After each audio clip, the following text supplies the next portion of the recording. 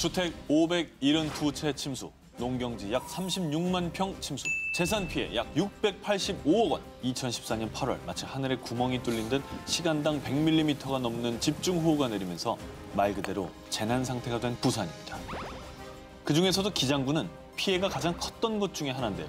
둑이 무너지고 하천이 범람하면서 채 10분도 지나지 않아 1m 50cm 이상으로 불어났고요. 생명의 위협을 느낀 마을 주민들은 근처 다리 위로 간신히 대피했는데요. 그런데 다리 아래에서 한 여성의 다급한 목소리가 들려왔습니다. 당시 생후 4개월 된 아이의 모유 수유를 하던 중 엄마와 아기 두 사람이 모두 집에 갇혀버린 겁니다. 어떡해. 이때 다리 위로 대피했던 마을 주민 이대선, 손평조, 구봉철 씨. 이 부산 사나이 삼총사는 아기와 아기 엄마를 구하기로 했습니다. 먼저 이대선 씨는 굵은 밧줄, 로프를 준비했고요. 손평조 씨는 그 로프를 집 문에 연결했습니다. 또 한 명의 부산 사나이 구봉철 씨가 아이 엄마의 집으로 진입을 시도하려던 찰나. 마, 그냥 가면 뭐하노? 알을 구하려면 이걸 가져가서! 이대선 씨의 부인께서 구봉철 씨에게 건네준 건 다름 아닌 고무대야. 김장할 때 쓰는 그 빨간색 고무대야를 말하는 겁니다. 구봉철 씨는 아이를 고무대야에 조심히 태우고 발도 닿지 않는 곳을 로프에 의지해서 건너고 또 건넜고요. 약 10분 만에 극적으로 구조에 성공합니다. 급박한 재난 상황 속에서도 이웃을 구하려는 선량한 마음과 번뜩이는 기지까지. 정말 이 부산 사나이들 살아있네! 고무대야가 신의 한 수입니다. 그렇습니다. 네. 자, 그런데요. 2014년 6월 소나기성 폭우가 내린 경남 창원시의 한 도로에서는 갑자기 이것이 튀어올라 시내버스 바닥 부분에 충돌해서 기사님, 승객 등 3명이 다쳤습니다. 비만 오면 출몰한다는 도로 위의 지뢰는 바로 맨홀 뚜껑이었습니다. 2014년 국립재난안전연구원이 실시한 실험에 따르면 저지대에서 시간당 약 50mm의 집중호우가 내리면 하수가 역류합니다. 그러면서 약 40kg 무게의 철제 맨홀 뚜껑이 41초 만에 지상 27cm 높이로 튀어오른다고 합니다. 40kg짜리 철덩어리가 날아온다고 생각해봐요. 그건 거의 흉기죠, 그러면. 무기죠, 무기. 네. 그런데 이 중에서도 폭우로 침수가 됐을 때 가장 주의해야 할 맨홀은 하수도 맨홀입니다. 빗물이 흘러들어가는 유일한 맨홀입니다. 비가 갑자기 많이 내리면 맨홀 아래 하수도관의 압력이 높아지면서 맨홀 뚜껑이 튀어오를 수 있기 때문인데요. 폭우가 내릴 때는 반드시 이 하수도 맨홀 근처는 피해서 걷도록 하시고요. 그리고 정말 중요한 꼭 기억하셔야 될 게 하나 더 있는데 맨홀의 위험 시그널입니다. 알 수 있어요, 폭발하기 전에. 맨홀 뚜껑에서 부글부글부글하고 기포가 올라오는 것을 목격하신다면 그 즉시 맨홀 주변을 피해서 대피해야 됩니다. 이 기포가 맨홀 폭발의 징조라고 합니다. 알아서 조심을 해야 된다는 게 좀 어불성설 같긴 하지만 바닥 같은 조심해야겠네요. 걸 잘 보고 걸으시는 것도. 네. 이왕은 밟지 마시고 네. 이왕이면 피해 가시고. 작년 7월 중국에선 태풍 네타팍의 영향으로 침수, 붕괴, 산사태 등이 일어나 무려 60만 명이 넘는 이재민이 발생했는데요. 그 중에서도 특히 중국의 남부지방 장시성에 위치한 포양호 근처 한 농촌 마을에서는요. 무려 600만 평이 넘는 논밭은 물론 약 6천 명의 농민들의 생활 터전까지 물에 잠길 위기에 처했는데요. 자, 그런데 이 대위기를 이 악물고 견디며 농민들의 생명과 재산까지 무사히 지켜낸 영웅들이 있었습니다. 바로 중국의 군인들인데요. 당시 대민 지원을 위해 이 마을에 온 군인들은요. 모래주머니를 쌓아 넘치는 호수를 막기 시작했지만요. 쏟아지는 어마어마한 양의 물을 막을 수가 없었습니다. 어떻게든 농민과 논밭을 지켜야 한다. 우리가 몸으로 댐을 만들어 침수를 막자. 자, 먼저 여단장이 논둑으로 뛰어들자 부하들도 구명조끼를 갖춰 입고 그 뒤를 따라 직접 자신들이 인간 모래주머니, 인간 댐이 되었고요. 직접 몸으로 거센 물살을 견딘 시간만 무려 6시간. 오직 농민들을 위해 이 악물고 버틴 인간 댐 덕분에요. 무너졌던 논둑은 그야말로 기적적으로 저녁 무렵 복구를 모두 끝낼 수 있었고요. 인명피해를 막은 것은 물론 농민들의 생명과도 같은 벼도 지켜낼 수 있었다고 합니다. 진짜 상상도 못 해봤습니다. 자, 그리고요. 네. 미국 남부의 도시 뉴올리언스에는요. 온 도시를 마비시킨 재해 속에서 혼자의 힘으로 무려 약 244명의 목숨을 구해낸 영웅이 있었습니다. 자, 존 켈러 씨가 바로 그 주인공인데요. 해병이었던 존 켈러는 은퇴한 이후 뉴올리언스의 5층짜리 아파트 꼭대기층에 살고 있었습니다. 자, 그러던 2005년 8월 29일 미국 역사상 최악의 재난으로 기억되는 허리케인 카트리나가 뉴올리언스에 상륙하고 맙니다. 카트리나는 뭐 지금 들어도 무섭습니다. 예. 정말 너무나 살벌한 자연재해였죠. 자, 카트리나 때문에 존 켈러가 살던 아파트는 물론 도시 대부분이 물에 잠기며 외부와 고립됐고요. 주민들 사이에선 식품이며 생필품 약탈도 빈번해져 도시 전체가 대혼란에 빠지고 말았습니다.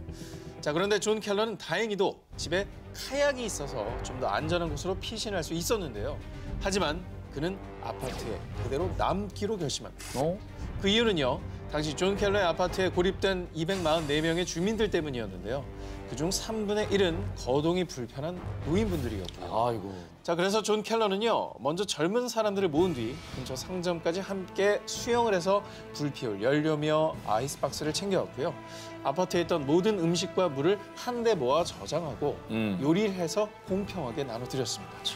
마침내 병원에 환자들을 이송하기 위해 지상으로 내려온 미군의 헬리콥터와 만나게 됐고요. 그렇게 아파트에 고립된 지 무려 6일 만에 드디어 구조 헬기가 도착해 아파트 주민들을 구조해낼 수 있었다고 합니다.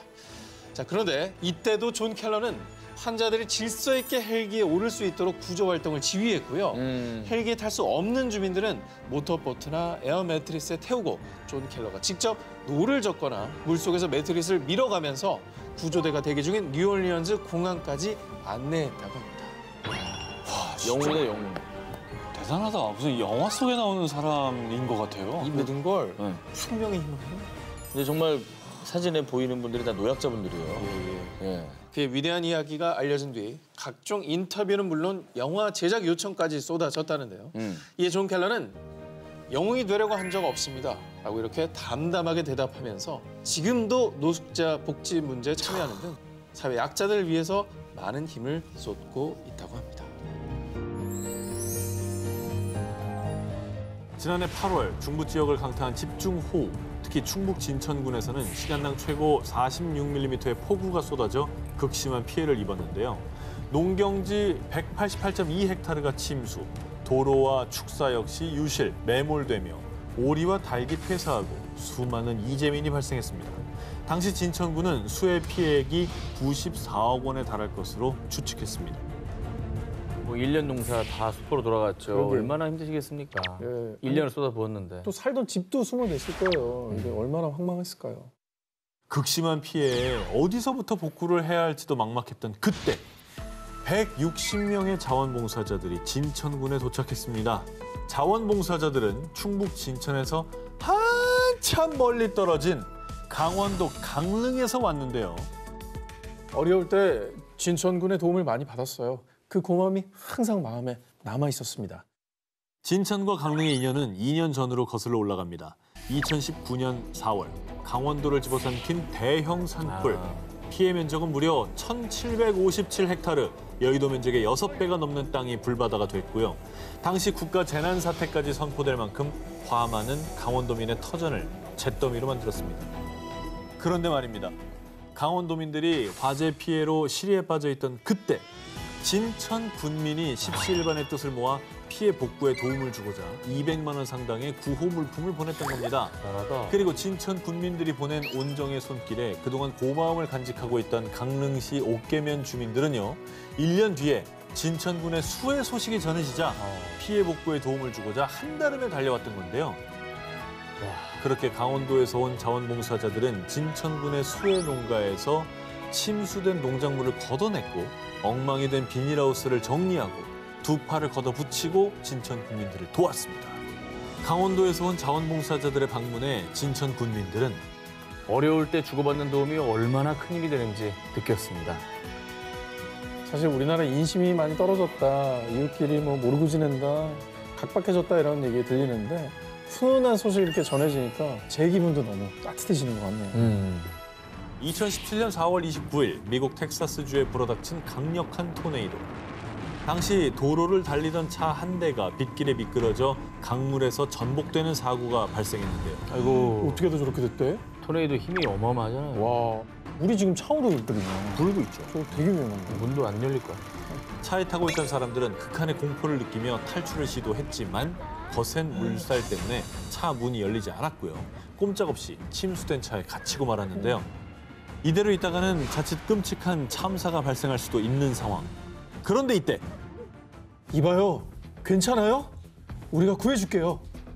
급박한 위기의 상황에서 구세주처럼 등장한 사람들. 우연히 사건 현장을 목격한 남성들이 차량에 갇힌 사람들을 구하기 위해 다급하게 급류로 뛰어듭니다. 급류로. 어머, 어떻게 저기 계시네. 한두 분이 아니네. I need a knife! A sharp knife! Come on! Get your ass in the water! 본인도 떠내려갈 수 있는데 그러니까 지금. 저 물이 금방 불어나고. 그래. 지금 저 성인 남성이 이겨내기 가는 걸 쉽지 않아. 힘들어하잖아요. 겨우 간다고요. 와. 그런데 이런 급박한 상황에서 구조 활동을 하던 시민들은 또 한 번 충격에 빠지고 마는데요. 또 뭐야? We got a baby! Call 911! Baby! 어! 아이가 있다고? 아기가?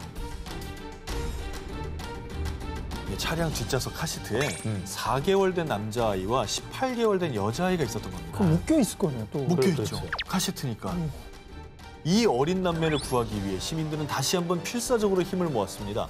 절실한 마음이 만든 초인적인 힘 때문일까요? 시민들은 간신히 어린 두 남매를 구조하는 데 성공하는데요. 아우. 아 진짜 그랬어? 나왔어. 지금 저거 맞죠? 빨간 분 지금. 안고 있지 않습니까, 뒤에? 네, 빨간데 옷 입으신 분. 빨리 인공호흡 해야지. 아이고. 아기가 살았어야 될 텐데요. 아, 어떻게 됐습니까? 어떻게 있어요? 자, 안타깝게도 이 구조된 아이들의 숨소리는 금방이라도 끊어질 듯 너무나도 미약했습니다. 어떻게? 1분 1초가 긴박한 상황. 구급차가 도착하기까지 기다릴 시간이 없었습니다. 시민들은 이 작고 소중한 아이들을 살리기 위해 빠르게 심폐소생을 진행했고요. 그리고 그 결과 Y'all help me get 제발. her out! 울었다. 우와! 와, 이거 영웅이네. 진짜 웬일이니. 진짜 다행이다. 아, 숨소리가 미약하다 그랬잖아요.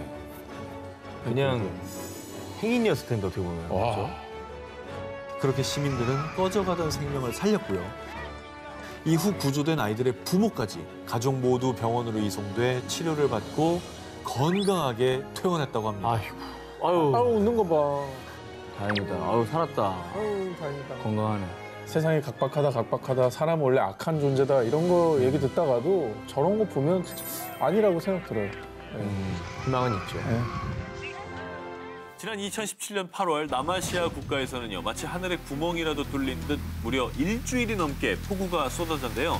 특히 네팔, 인도, 방글라데시 등은 300mm 이상의 집중호우로 인해서 홍수와 산사태가 일어나서 무려 1,200여 명이 사망하고 4,100만 명 이상의 피해자가 발생했습니다. 아유, 세상에. 너무 많이. 정말 비가 온 것만 아유, 네. 이 때문에 국민뿐만 아니라 네팔을 찾은 관광객들에게도 위기가 닥치게 됩니다. 네팔의 남부 치투안 지역의 사우라하 마을 부근에 있는 라프티 강이 그만 순식간에 범람하면서 약 600여 명의 관광객들의 발이 꽁꽁 묶이게 된 겁니다. 갑자기 강물이 불어나는 것처럼 무서운 게 없거든요. 그럼요. 그게 이제 호텔이랑 레스토랑을 덮치기 시작하니까 더 그런 건데 물이 계속 불어서 투숙객들의 공포도 점점 커지고 있던 그때 이들을 구하러 온 히어로가 있었으니 코끼리입니다. 12마리의 코끼리 구조되었습니다. 1분 1초가 시급한 상황에서 인명구조에 긴급 투입된 이 코끼리들이요. 정말이지 구조요원으로서의 사명감이 있는 듯이 차오르는 강물에도 겁내지 않았고요. 차분하게 3-4명의 사람을 등에 태우며 안전한 장소로 이동, 신속한 구조 작업을 펼쳤습니다. 소름 돋는다. 무릎을 꿇었어. 사람도 다. 야, 소름 돋아. 어머머. 아니 근데 궁금한 게 네. 어디에서 온 코끼리들인지. 아, 그쵸. 궁금하시죠? 그거 궁금해요. 사실은 이 흙탕물을 가르며 인명구조에 나선 코끼리 구조대 정체가요. 인근에 있는 치투안 국립공원 소속으로요. 관광객들을 태우고 사파리 투어를 하는 코끼리들이었다고 합니다. 이제 이해가 좀 되시나요? 이게 좀 사람한테 좀 익숙했던 거구나. 그렇죠. 태우는 것도 익숙하고. 네. 완전 야생이 네. 아니었구나. 형형색색의 트리와 거리마다 울려 퍼지는 캐럴. 가족들과 함께하는 행복한 연휴 크리스마스. 그런데 이 크리스마스의 여운이 채 가시지도 않은 그날 세계를 큰 안타까움에 빠뜨린 대재앙이 일어나고 맙니다. 바로 지난 2004년 12월 26일 인도네시아를 덮친 거대한 쓰나미. 아유, 쓰나미. 이 일로 쓰나미란 용어가 많은 분들께 알려지기도 했었죠. 맞아요. 예. 당시 인도양 쓰나미로 희생된 목숨만 23만 명, 그중 인도네시아 수마트라 섬 북부에서만 무려 17만 명의 부상자와 이재민이 발생했는데요. 자, 이때 수마트라 섬 북부 아체에 살고 있던 세프티 랑구티의 가족도 이 불행을 피해갈 수 없었습니다. 갑작스럽게 집을 집어삼킨 지진과 해일에 4살 난 딸 자나아와 7살 배기 아들 아리프가 쓸려간 건데요. 남편 세프티 랑구티와 아내 자말리아는 남매 행방, 아니 생존 여부조차 알 수 없어 무척 괴로워했고요. 쓰나미에 휩쓸려간 자식들을 찾기 위해 온 동네에 전단도 붙이고 또 정부에 찾아달라고 요청하는 듯 밤낮 없이 매달렸습니다. 그렇게 한 해 두 해를 보내며 자녀들을 찾아 헤맨 시간만 10년. 하지만 희망을 버릴 순 없었는데요. 자, 그러던 어느 날 누나, 나 지금 자나랑 똑같이 생긴 여자를 봤어. 자, 자말리아의 동생이 잃어버린 조카와 똑 닮은 소녀를 목격했다고 한 건데요.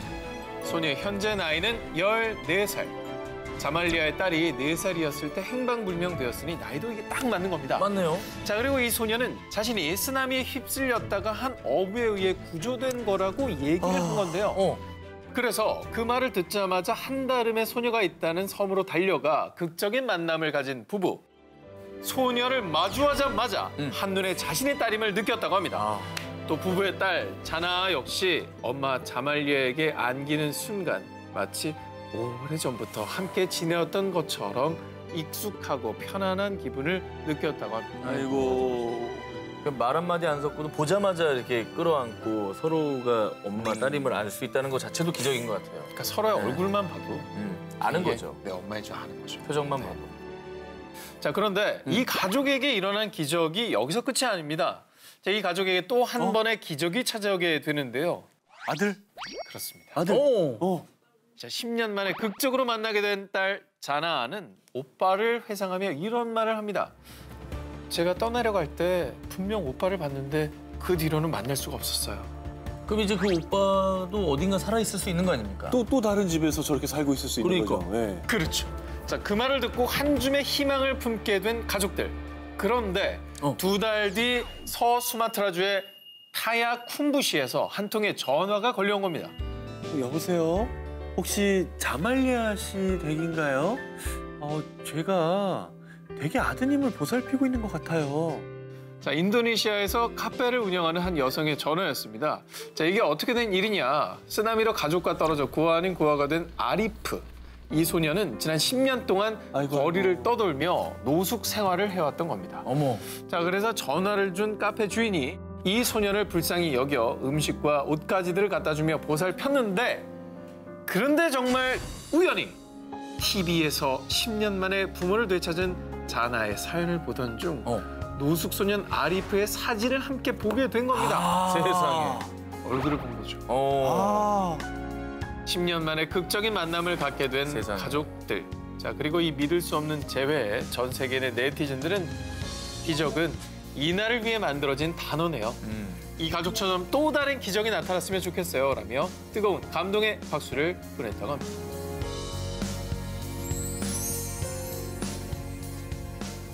(2010년 10월) 헝가리 서부 베스프렘주의 한적한 시골 마을 데베체르를 뒤덮은 붉은색 진흙. 자, 이 의문의 붉은 진흙은 무려 1, 2m 높이의 너울을 이루며 맹렬한 기세로 온 마을을 집어삼켰습니다. 어머나. 저기 뭐야? 정말 붉은 진흙이네. 홍수 같은 거예요? 차가 떠내려가는 거야. 엄청나죠. 마을을 덮친 붉은 진흙의 정체. 같은 주에 있는 알루미늄 공장의 유독성 폐기물 저수지가 무너지면서 약 70만 세제곱미터, 드럼통 약 350만 개 분량의 폐기물 찌꺼기가 마을로 흘러든 건데요. 자, 인체 치명적인 발암 물질과 중금속을 함유한 이 폐기물 찌꺼기는요. 데베체르 마을을 포함 콜론타르, 송로바샤레이 등 6개 마을의 하천과 농토 그리고 가옥 280채를 뒤덮으며 그야말로 마을을 초토화시켰습니다. 더욱더 끔찍한 일은 이 폐기물 찌꺼기가 동유럽에서 식수로 사용하는 다뉴브 강으로까지 흘러들어갔던 겁니다. 자, 그런데 말입니다. 더 안타까운 일은 이 독성 폐기물 유출 사고는 사전에 충분히 막을 수 있었던 인재였다는 겁니다. 이건 무슨 말이에요? 글쎄요, 이게 무슨 소리예요? 저수지가 터진 거는 피치 못한 사정이었던 것 같기도 하고.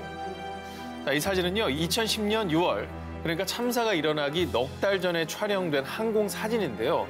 저기 보시면 댐을 타고 흐르는 붉은색 폐기물이 이게 흘러나오는 거 보이시나요? 어디요? 보면 저게 빨간 빨간색 동그라미로 징후가 나왔던 겁니다. 이게. 균열이 있었네, 그러니까. 그렇죠. 자, 알루미늄 공장에서는요, 폐기물 저수지를 꼼꼼하게 점검하지 않았고 헝가리 정부 역시 공장의 시설 감독을 철저히 하지 않았기 때문에 사고가 벌어진 겁니다. 아, 정말 너무 황당하네요. 근데 그 폐기물 찌꺼기가 저렇게 유출되는 것까지도 지금 전혀 몰랐던 거예요, 그러면? 놀라운 사실은 공장 측에서는 이걸 알고 있었다는 거예요. 알고 있었다고? 네. 그게 더 문제네요. 자, 그리고 이 엄청난 사건이 터지고 난 이후에도요, 유출될 폐기물 찌꺼기는 해로운 물질이 아닙니다. 피부에 닿지만 않으면 정말 괜찮다고요. 이렇게 정말 말 같지도 않은 말로 해명을 내놨다고 합니다. 아니, 피부에 안 닿을 수가 있냐고. 그게 무슨 흘러 말이에요, 넘치는데. 뭐예요? 집이 다 무너져 내려가는데 어떻게 피부에 안다. 헝가리 정부는 이 사건 뒤에 피해 지역의 주민들을 이주시킨 뒤 오염된 지역을 복구시키려 뒤늦은 노력을 했다고 하는데요. 하지만 현재까지도 여전히 헝가리 마을 곳곳엔 오염 물질의 흔적이 남아있다고 합니다.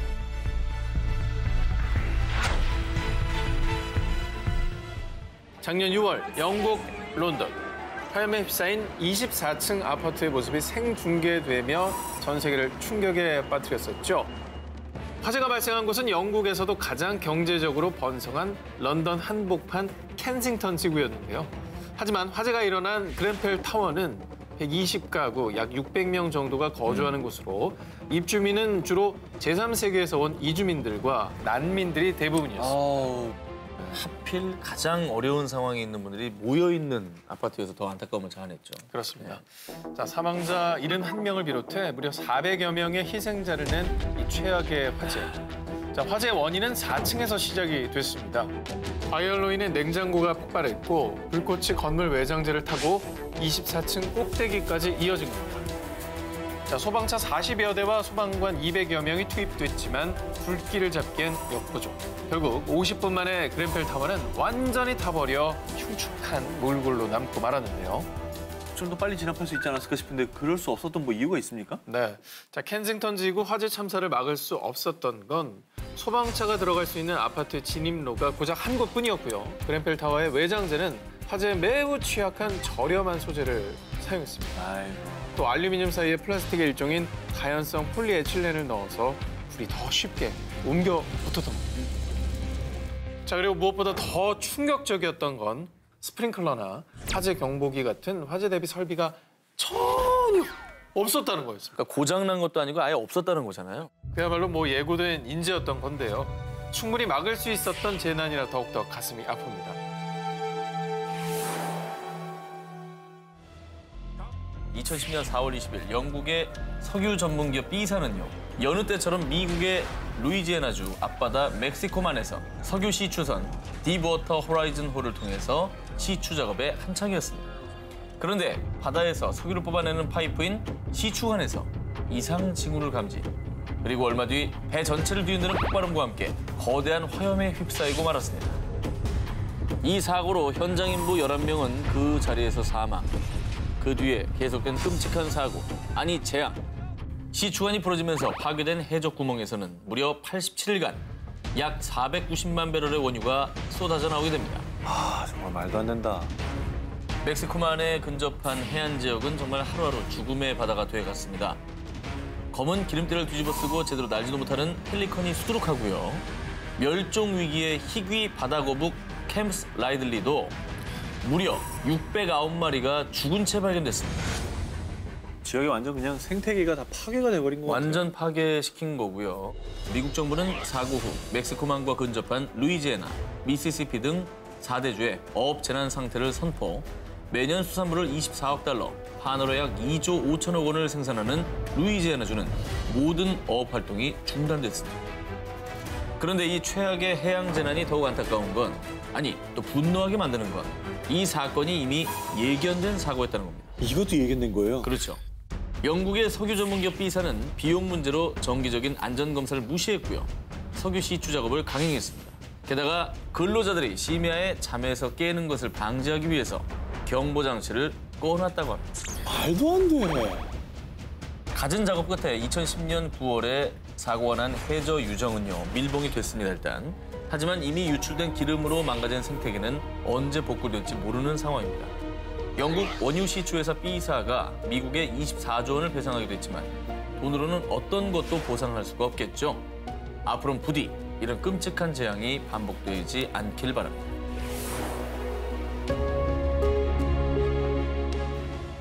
(1998년 6월 3일) 오전 11시 시속 200km를 달리던 독일의 고속열차 2체에 목적지인 함부르크를 130km 남긴 지점에서 사상 최악의 열차 사고를 내고 맙니다.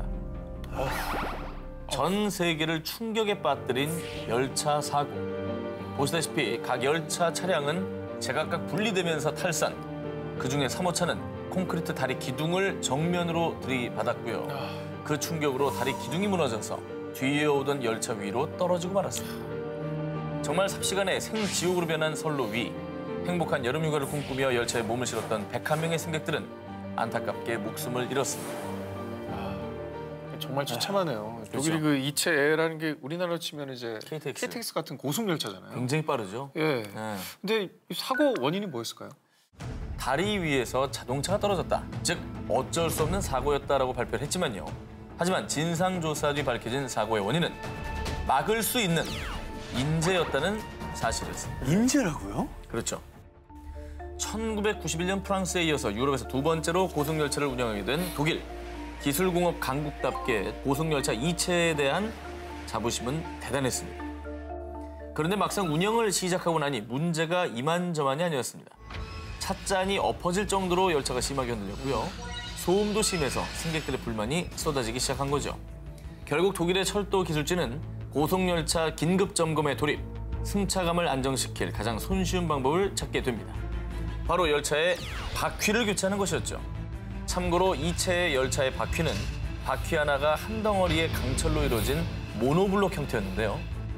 이걸 두 개의 바퀴를 결합한 듀얼블록 제품으로 전격 교체. 그런데 문제는 이 듀얼블록 바퀴가 오래 사용하게 되면 마모로 인해서 끊어질 수 있다는 것이었습니다. 이미 이 문제점을 알고 있는 독일의 한 트램 회사는 사고 1년 전부터 철도 주식회사에 사고의 위험을 알렸습니다.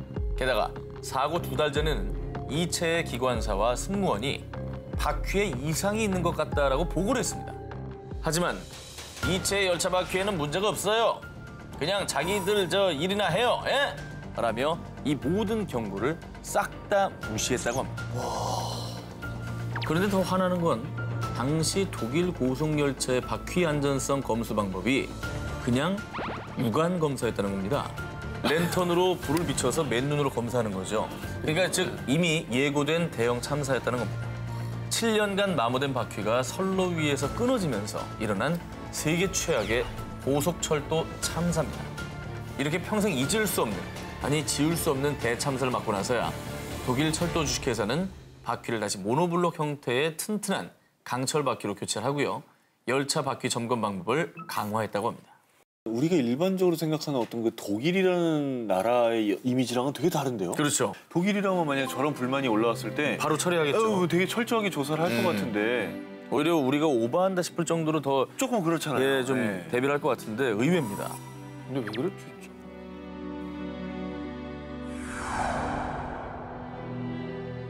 지난 6월 영국에서 안타까운 화재 사건이 발생했죠. 이 런던의 24층짜리 한 고층 아파트에 화재가 일어나 실종되거나 사망한 사람이 무려 약 79명에 이르는 큰 사고였습니다. 정말 이렇게 작은 불씨가 순식간에 대형 사고로 번질 수 있는 아파트 화재 사고에서 아주 침착하게 대응을 한 위기 탈출 넘버원 꼬마 영웅이 있다고 합니다.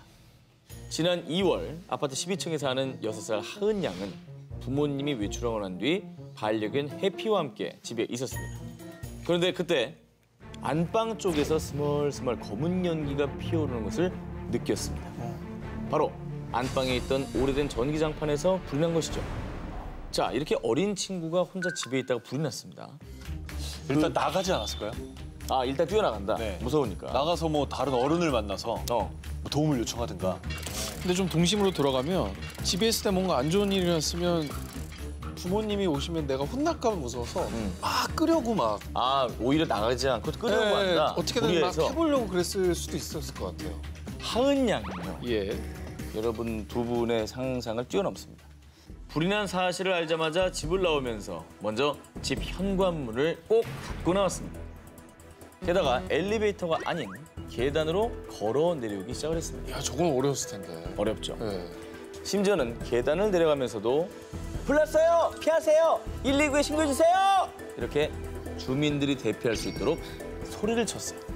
그래서 불이 난 사실을 알렸습니다. 이거 더 대단하다. 대단하죠? 다행히 10층에 사는 한 학생이 그 음성을 듣고 119에 바로 신고를 했다고 합니다. 그리고 신고를 받고 소방관이 현장에 출동했을 때는 하은 양의 집이 모두 새까맣게 타버린 상황이었지만요. 다행히 자연 진화된 상태였습니다. 소방관은 하은 양이 다행히 현관문을 닫고 대피했기 때문에 이 산소가 부족해서 불이 자연적으로 꺼졌고요. 큰 불로 번지지 않은 겁니다. 라면서 이 하은 양의 위기 대처 능력을 아주 칭찬을 했다고 합니다. 와. 결국 하은 양은요. 대형 화재를 막은 공로를 인정받아 지난 3월 남부 소방서에서 수여하는 꼬마 영웅 표창을 받게 됩니다. 귀여워. 실제로 하은 양이 다니는 어린이집에서는 불이 났을 때를 대비한 시뮬레이션 교육을 진행을 했는데 그걸 잘 숙지하고 있었던 거죠. 대단하다. 까불지 않고. 네. 사실 저는 그런 의미에서 교육을 잘한 그 어린이집도 좀 칭찬을 받아야 될 것 같아요. 그렇죠, 그렇죠. 정말 잘 교육시킨 것 같아요. 정말 재난의 명문 저기 어린이집. 재난 대비. 예, 재난 명문 어린이집. 재난의 뭐 캠브리지나 옥스퍼드 정도로 저희가 2002년 4월 15일 중국 베이징시에서 출발한 중국 민항기인 A사의 여객기가 부산 김해공항에 착륙을 시도하다가 그만 정해진 선회 지점을 놓치며 김해시 진해동의 돛대산 정상 부근에서 추락하는 사고가 발생하고 맙니다. 사고 항공기는 형체를 알아볼 수 없을 만큼 부서지면서 갑작스럽게 일어난 추락 사고. 살려주세요, 살려주세요. 이 절규만이 가득 채웠는데요. 바로 그때 저기 제 손을 잡아요. 조금만 더 힘을 내요. 부상자들을 일일이 부축하며 구조를 하는 한 남자가 있었으니 바로 25살의 청년 설익수. 그는 대구의 모 여행사의 수습사원으로요. 처음으로 관광객들을 인솔해 중국에 다녀오는 길이었습니다. 승객이었어요? 네, 승객이었습니다. 그런데 그 또한 비행기 잔에 왼쪽 눈이 찔려서 피가 흐르고 목과 등을 심하게 다친 상태였다고 하는데요. 아이고. 하지만 고통 속에서 신음하는 승객들을 목격한 설익수 씨는 차마 자신만 그 처참한 현장을 빠져나올 수 없었습니다. 그래서 결국 상처 입은 몸을 이끌고 언제 폭발할지 모르는 위험한 사고 현장 속으로 다시 뛰어든 겁니다. 아, 대단하다. 저러기 쉽지 않거든요. 어렵죠. 얼마나 무서웠겠어요, 그죠? 그러니까. 그리고 그는 정말 초인적인 힘을 발휘해 사고 충격으로 쓰러져 있던 부상자들을 일으키기 시작했는데요. 무려 20여 명의 승객들을 안전한 곳으로 피신시켰고요. 눈도 찔렸는데. 또 자신의 옷을 찢어서 부상자들을 지혈하거나 119 구조대에게 추락 지점을 알린 것도 설익수 씨. 정말 중요한 역할을 모두 해냈죠. 그 뒤에 병원으로 이송된 설익수 씨는요. 제가 좀 더 많은 사람을 구했어야 했는데 그게 너무 미안합니다. 어머나. 라면서 우리 국민에게 깊은 감동을 전했다고 합니다. 그리고 이 감동적인 사연은 미국 대표 뉴스 주간지인 T사에도 대대적으로 보도가 돼서요. 정의로운 마음으로부터 비롯된 가장 순수한 영웅적 행동이라고 평가하면서 아시아 영웅 25인에 선정했다고 합니다.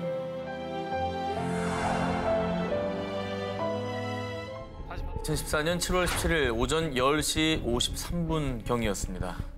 광주 광산구 장덕동 수안지구. 갑자기 한 아파트 인근 도로변 인도에 헬기가 추락하는 사고가 발생합니다. 아, 저거 나 기억나.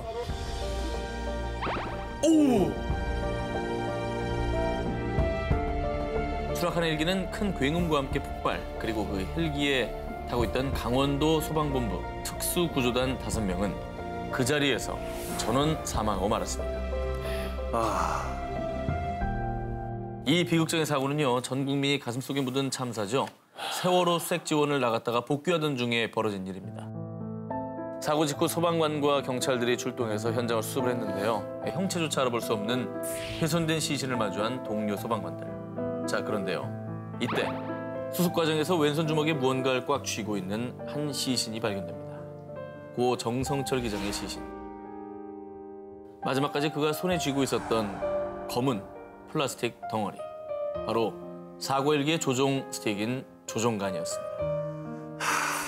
사고 당시 헬기가 추락한 곳은 대규모 아파트 단지와 학교 등이 밀집한 지역인데요. 정말 수많은 인명피해로 이어질 수 있었던 사고였습니다. 하지만 고 정성철 기장은 죽음이 직면한 그 순간에도 시민들의 안전을 위해서 추락 직전까지 헬기 스틱을 절대 놓지 않고 피해가 적은 곳을 향해 추락했던 겁니다. 그러니까 본인은 이제 끝났다라는 틀렸다고 생각을 하고. 틀렸다라는 생각을 한 상황에서 저 판단을 한 거잖아요. 그죠? 감사하네요. 마지막 순간까지. 살신성인의 정신을 보여준 진정한 영웅들을 절대 결코 잊지 않겠습니다. 자, 그리고요. 미국에도 절체절명, 위기의 순간에 시민을 위해서 뛰어든 영웅들이 있습니다. 바로 소방관 19명의 얘기입니다. 2013년 6월 28일 미국 애리조나주 야넬 힐. 바짝 마른 나무에 벼락이 떨어지면서 큰 산불이 발생하고 말았는데요. 고온건조한 날씨와 강풍으로 불은 삽시간에 번져서 산은 시뻘건 불길을 뿜으며 용광로처럼 타올랐습니다. 정말 그 누구도 진입할 수 없는 상황. 하지만 19인의 소방관은 이 불길 속으로 뛰어들었는데요. 이들의 다른 이름은 바로 핫샷. 핫샷? 핫샷? 이게 어떤 의미를 가지고 있는 거예요? 이 핫샷은 미국 최정예 엘리트 소방관으로요. 일반 소방대원과는 다르게 산불이 발생하면 최전방에 투입돼서 방화 차단선을 치는, 즉 산불 진압 전문 요원을 핫샷이라고 합니다. 약간 그 저기 소방관 중에서도 특수부대, 뭐 특공대 이런 느낌인 거군요. 그렇죠. 정말 핫샷의 임무와 역할이 굉장히 중요하겠어요. 맞습니다. 그래서 애리조나주 야넬 힐 화재에도 긴급 투입된 19인의 핫샷 요원인데요. 이들은 일반 소방 호스가 아닌 톱과 도끼, 불을 붙이는 토치를 들고 불이 난 곳에 반대로 달려가서 불이 번질 염려가 있는 풀이나 나무를 먼저 자릅니다. 또 땅을 파서 경계선을 구축한 뒤 맞불을 놓아서 불길을 잡는데요. 이렇게 불과 사투를 벌이고 있는 그때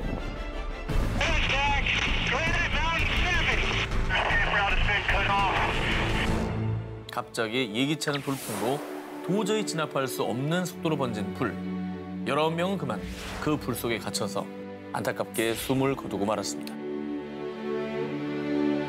이 안타까운 사연은 미 전역에 알려졌어요. 그동안 잘 알려지지 않았던 핫샷 소방대원들을 향한 추모와 애도의 물결이 이어졌는데요. 그리고 더 안타까운 건 희생된 핫샷 요원들이 20, 30대 청년들이었다고 합니다. 당신들의 숭고한 희생 정신을 결코 잊지 않겠습니다. 작년 여름은 전 세계적으로 유난히 덥고 건조했습니다. 그래서 산불 소식이 많았는데요.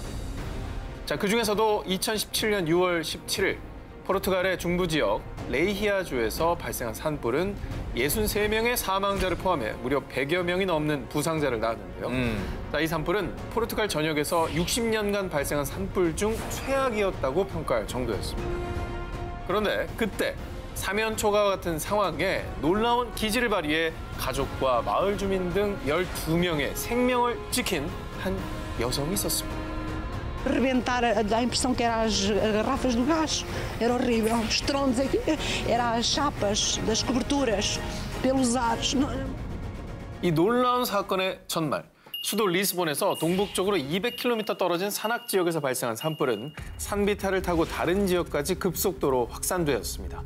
이미 소방대원 수백 명과 소방차 160여 대가 출동해 산불과 사투를 벌였지만 불길은 사그라들 기미가 보이지 않았는데요. 자, 그래서 다들 구조만을 기다릴 수는 없는 상황. 하지만 고속도로 바로 옆 마을인 노데이리뉴의 주민들은 도로 진입로가 끊겨 꼼짝없이 마을에 갇히고 말았는데요. 이때 마리아는 포기하지 않고 탈출을 시도합니다. 자, 그러나 그녀는 혼자가 아니었죠. 거동이 불편한 95세 노모가 있었는데요. 엄마, 얼른 차에 타요. 이곳을 빠져나가야 돼. 애미는 늦었다. 너라도 얼른 도망가라. 하지만 절대 포기할 수 없는 딸의 의지는 불길만큼이나 끈질겼죠. 그런데 마침 그때 마리아의 눈에 포착된 이것. 뭔가요? 물탱크였습니다. 자, 물탱크를 보고 불을 피할 수 있는 안전지대라고 생각한 그녀. 이윽고 그녀와 어머니 그리고 마을 주민을 포함한 12명은 이 물탱크에서 서로의 몸에 물을 끼얹으며 무려 6시간을 버텨냈고요.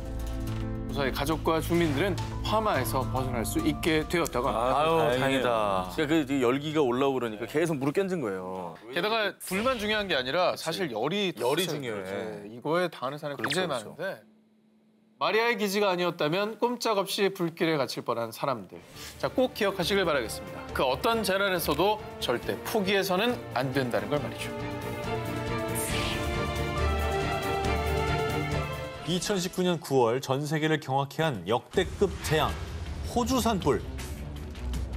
장장 6개월간 꺼지지 않은 화마는 서울 면적의 209배에 달하는 1260만 헥타르 이상의 산림을 잿더미로 만들었고요. 야생동물의 낙원이었던 호주 생태계를 파괴, 야생동물 10억 마리가 죽어나가고 급기야 호주의 코알라는 멸종 위기에 직면하는 사태에 이르렀습니다. 아, 진짜 상상이 되십니까? 서울의 209배예요? 끄는 게 저걸 불길을 잡는다는 게 상상도 안 돼요, 진짜. 어떻게 저걸 잡아야 되나.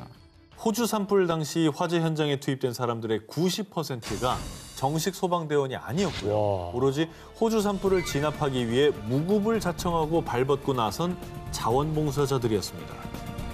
90%를 90%. 차지했다고요? 네. 거의 다네요. 거의 다가.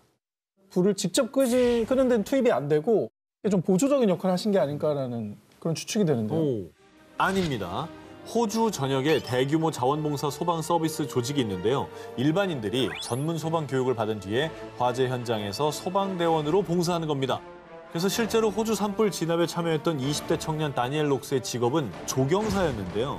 하지만 지독한 화마와 싸우기 위해 생업도 포기하고 달려왔습니다. 호주 산불을 진압하기 위해 시드니에서 화재 현장인 뉴사우스웨일즈주까지 8시간 동안 차를 몰고 달려왔고요. 이야. 위험한 화재 현장에서 목숨 걸고 화마와 싸웠습니다. 이 밖에도 전 세계 각국에서 고통받는 호주를 돕기 위해 힘을 보탰습니다. 미국, 캐나다 등 다른 국가의 소방대원들이 호주 산불 현장에서 활약했고요. 전 세계 각국에서 기부 행렬도 이어졌습니다. 저 상황에 직면하면 그렇게 행동하기가 쉽진 않잖아요. 마음은 그래도. 내가 화상 입을 수도 있고 가스 마시면 내가 힘들어질 수도 있고 내가 질식할 수도 있는데 대단하네. 대단한 거죠. 끔찍한 재난 앞에서 지역도 국경도 없이 하나가 된 사람들. 그들이 있었기에 희망의 씨앗이 피어날 수 있었습니다. 지난해 3월 23일 밤 11시 무렵 강원도 양양군 10여 명의 사람들이 거주하던 한 빌라에서 갑자기 화재가 발생했고 한순간 매캐한 연기가 빌라를 가득 메웠는데요. 불이 난 줄도 모르고 이미 깊은 잠에 빠진 주민들의 목숨이 위험한 급박한 상황이었습니다. 그런데 바로 그 순간 불이야! 불이 났어요! 자, 귀가하던 길 자신이 살고 있는 건물에 불이 난 것을 목격한 한 남성이 빌라 안으로 들어가 문을 일일이 두드리며 잠든 주민들을 깨우고 화재 사실을 알렸습니다. 아이고. 아니 그 집에 있었던 것도 아니고 들어오던 길이었으면은 불길 속으로 뛰어드는 게 쉽지 않았을 텐데요. 그렇죠. 사실 불이라는 게 되게 순식간에 굉장히 커지잖아요. 그렇죠. 그러니까 무섭죠.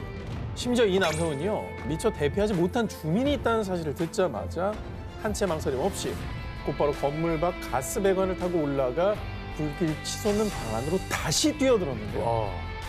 사람들을 구하는 과정에서 그는 얼굴 주변에 심각한 화상을 입고 말았습니다. 자, 그런데 말입니다. 곧이어 화재 진압을 위해 소방대원들이 도착하자 이 남성은 화상 치료도 받지 않은 채 황급히 현장을 떠나버렸는데. 아유 세상에. 사실 이분이 굉장히 대단한 일을 한 건 분명히 사실이에요. 엄청나게 많은 사람들의 목숨을 그 살린 초반에 거거든요. 그 네. 일일이 알려드리면서 깨우는 거거든요. 근데 왜 현장을 떠나신 거예요? 대체 이게 어떻게 된 일이냐? 주민들을 구한 이 영웅의 정체는 카자흐스탄에서 온 율다 셰프 알리 아크바르라는 청년으로 그는 불법 체류자였던 겁니다. 자, 공사 현장에서 번 돈으로 고국에 있는 아내와 두 아이를 책임져 온 가장이었습니다. 아이고. 자, 많은 사람들의 목숨을 구하고 또 부상까지 입었지만 그는 이 불법 체류자 신분을 숨기기 위해서 그 자리에서 도망쳐야 했던 겁니다. 이후 치료도 받지 않고 유유히 사라진 알리를 걱정한 이웃 주민이 그를 찾아서 병원에 데려갔는데요. 자, 불법 체류자라서 의료보험 적용이 되지 않았던 알리의 치료비가 무려 700만 원이나 되었기 때문이죠. 근데 이분은 자기가 뭘 잘못해서 다친 게 아니라 남을 구하려다가 다친 거잖아요. 맞아요. 그게 중요한 거죠. 예, 알리의 딱한 사연을 들은 주민들, 이번엔 이들이 알리를 위해 나섰습니다. 자, 알리를 위해 주민들이 자발적으로 모금을 시작했고요. 그리고 십시일반 모은 돈으로 알리의 치료비를 해결할 수 있었습니다. 그러나 병원 치료를 받기 위해 지난해 4월 불법 체류 사실을 자진 신고한 알리는요. 다음 달인 5월 1일에 한국을 떠나야만 했습니다. 아니 근데 쉽게 결정할 얘기는 아닌데 이런 거는 좀 이렇게 법을 바꿔서라도 이분에게 아예 정식으로 체류할 수 있는 증을 좀 내줘야 되는 거 아닌가요? 살린 사람이 몇 명인데. 근데 저분이야말로 이제 본인 신원이 발각이 될까봐 아예 뛰어들지 않을 수도 있었던 건데 그럼. 뛰어든 거잖아요. 그냥 지나갔을 수도 있어요. 네. 그런데 이 사연이 알려지자 알리에게 영주권을 주자라는 국민 청원 글을 게재했고요. 야. 4만 5천여 명이 따뜻한 마음을 여기에 보탰습니다. 근데 진짜 사람들 느끼는 건 똑같은가 봐요.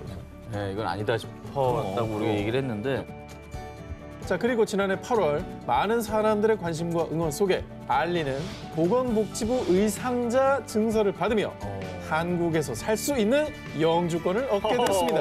아, 그렇지. 잘했네. 자, 뿐만 아니라 L기업 의인상을 수상하고 또 S기업 올해의 시민 영웅으로 선정되는 등 대한 외국인 히어로로 화제가 됐습니다. 그는 왜 불길 속으로 뛰어들었냐라는 질문에 이렇게 대답했다고 합니다. 사람부터 살려야 하잖아요. 멋있다. 스리랑카에서 중학교 수학 선생님으로 일하던 니말 시리 반다라. 그는 일남일녀를 둔 아빠이자 동시에 아픈 부모님을 모시고 있었는데요. 하지만 가족 모두를 부양하기에 녹록치 않은 상황이었습니다. 결국 니말은 가족을 위해 어쩔 수 없이 잘못인 건 알지만 불법 체류자 신분으로 남아 경북 군위군의 한 과수원 농장에서 일을 하며 집에 생활비를 보내고 있었습니다. 그러던 어느 날 니말이 평소와 다름없이 일을 마친 후 마을 회관에서 식사를 하고 있던 그때 저희 집에 불이 났는데 우리 어머니가 안에 계세요. 살려주세요. 불이 난 집에서 겨우 대피한 한 남자가 구조 요청을 한 건데요. 불길은 이미 무섭게 번져 있었고요. 심지어 집 입구까지 불이 번져 진입도 어려운 상황이었죠. 하지만 니말은 오로지 할머니를 구해야겠다는 생각으로 집 안으로 들어갔습니다. 니말은 점점 더 거세지는 불길 속에서 쓰러진 할머니를 업고 탈출에 성공했습니다. 그리고 다행히도 할머니는 크게 다친 곳 없이 무사하셨지만요. 안타깝게도 어머. 니말은 밖으로 나오자마자 의식을 잃고 바로 병원으로 이송됐는데요. 검사 결과 얼굴과 목, 손목 주변에 2도 화상을 입은 것은 물론 아이고. 기도와 폐에도 심각한 손상을 입었다고 합니다. 자신을 내던져 소중한 생명을 구한 니말은 지난 6월 불법 체류자로는 처음으로 의상자로 선정됐습니다. 이분이 그때 그냥 꼼짝 않고 가만히 있었으면 불법 체류자인 거 안 걸리는 거잖아요. 자기 그렇죠. 털도 안 나고 가만히 잘. 그렇죠. 더 고마운 마음이. 정말 물불 안 가리고 네. 예, 뛰어든 거죠.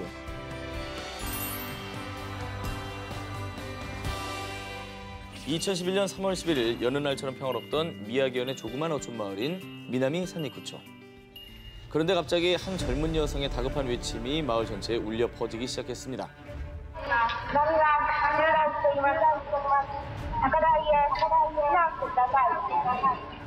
마을을 향한 확성기 속 처절한 목소리의 주인공은요. 방제대책 청사 위기관리과에 근무하는 24살 엔도 미키였습니다.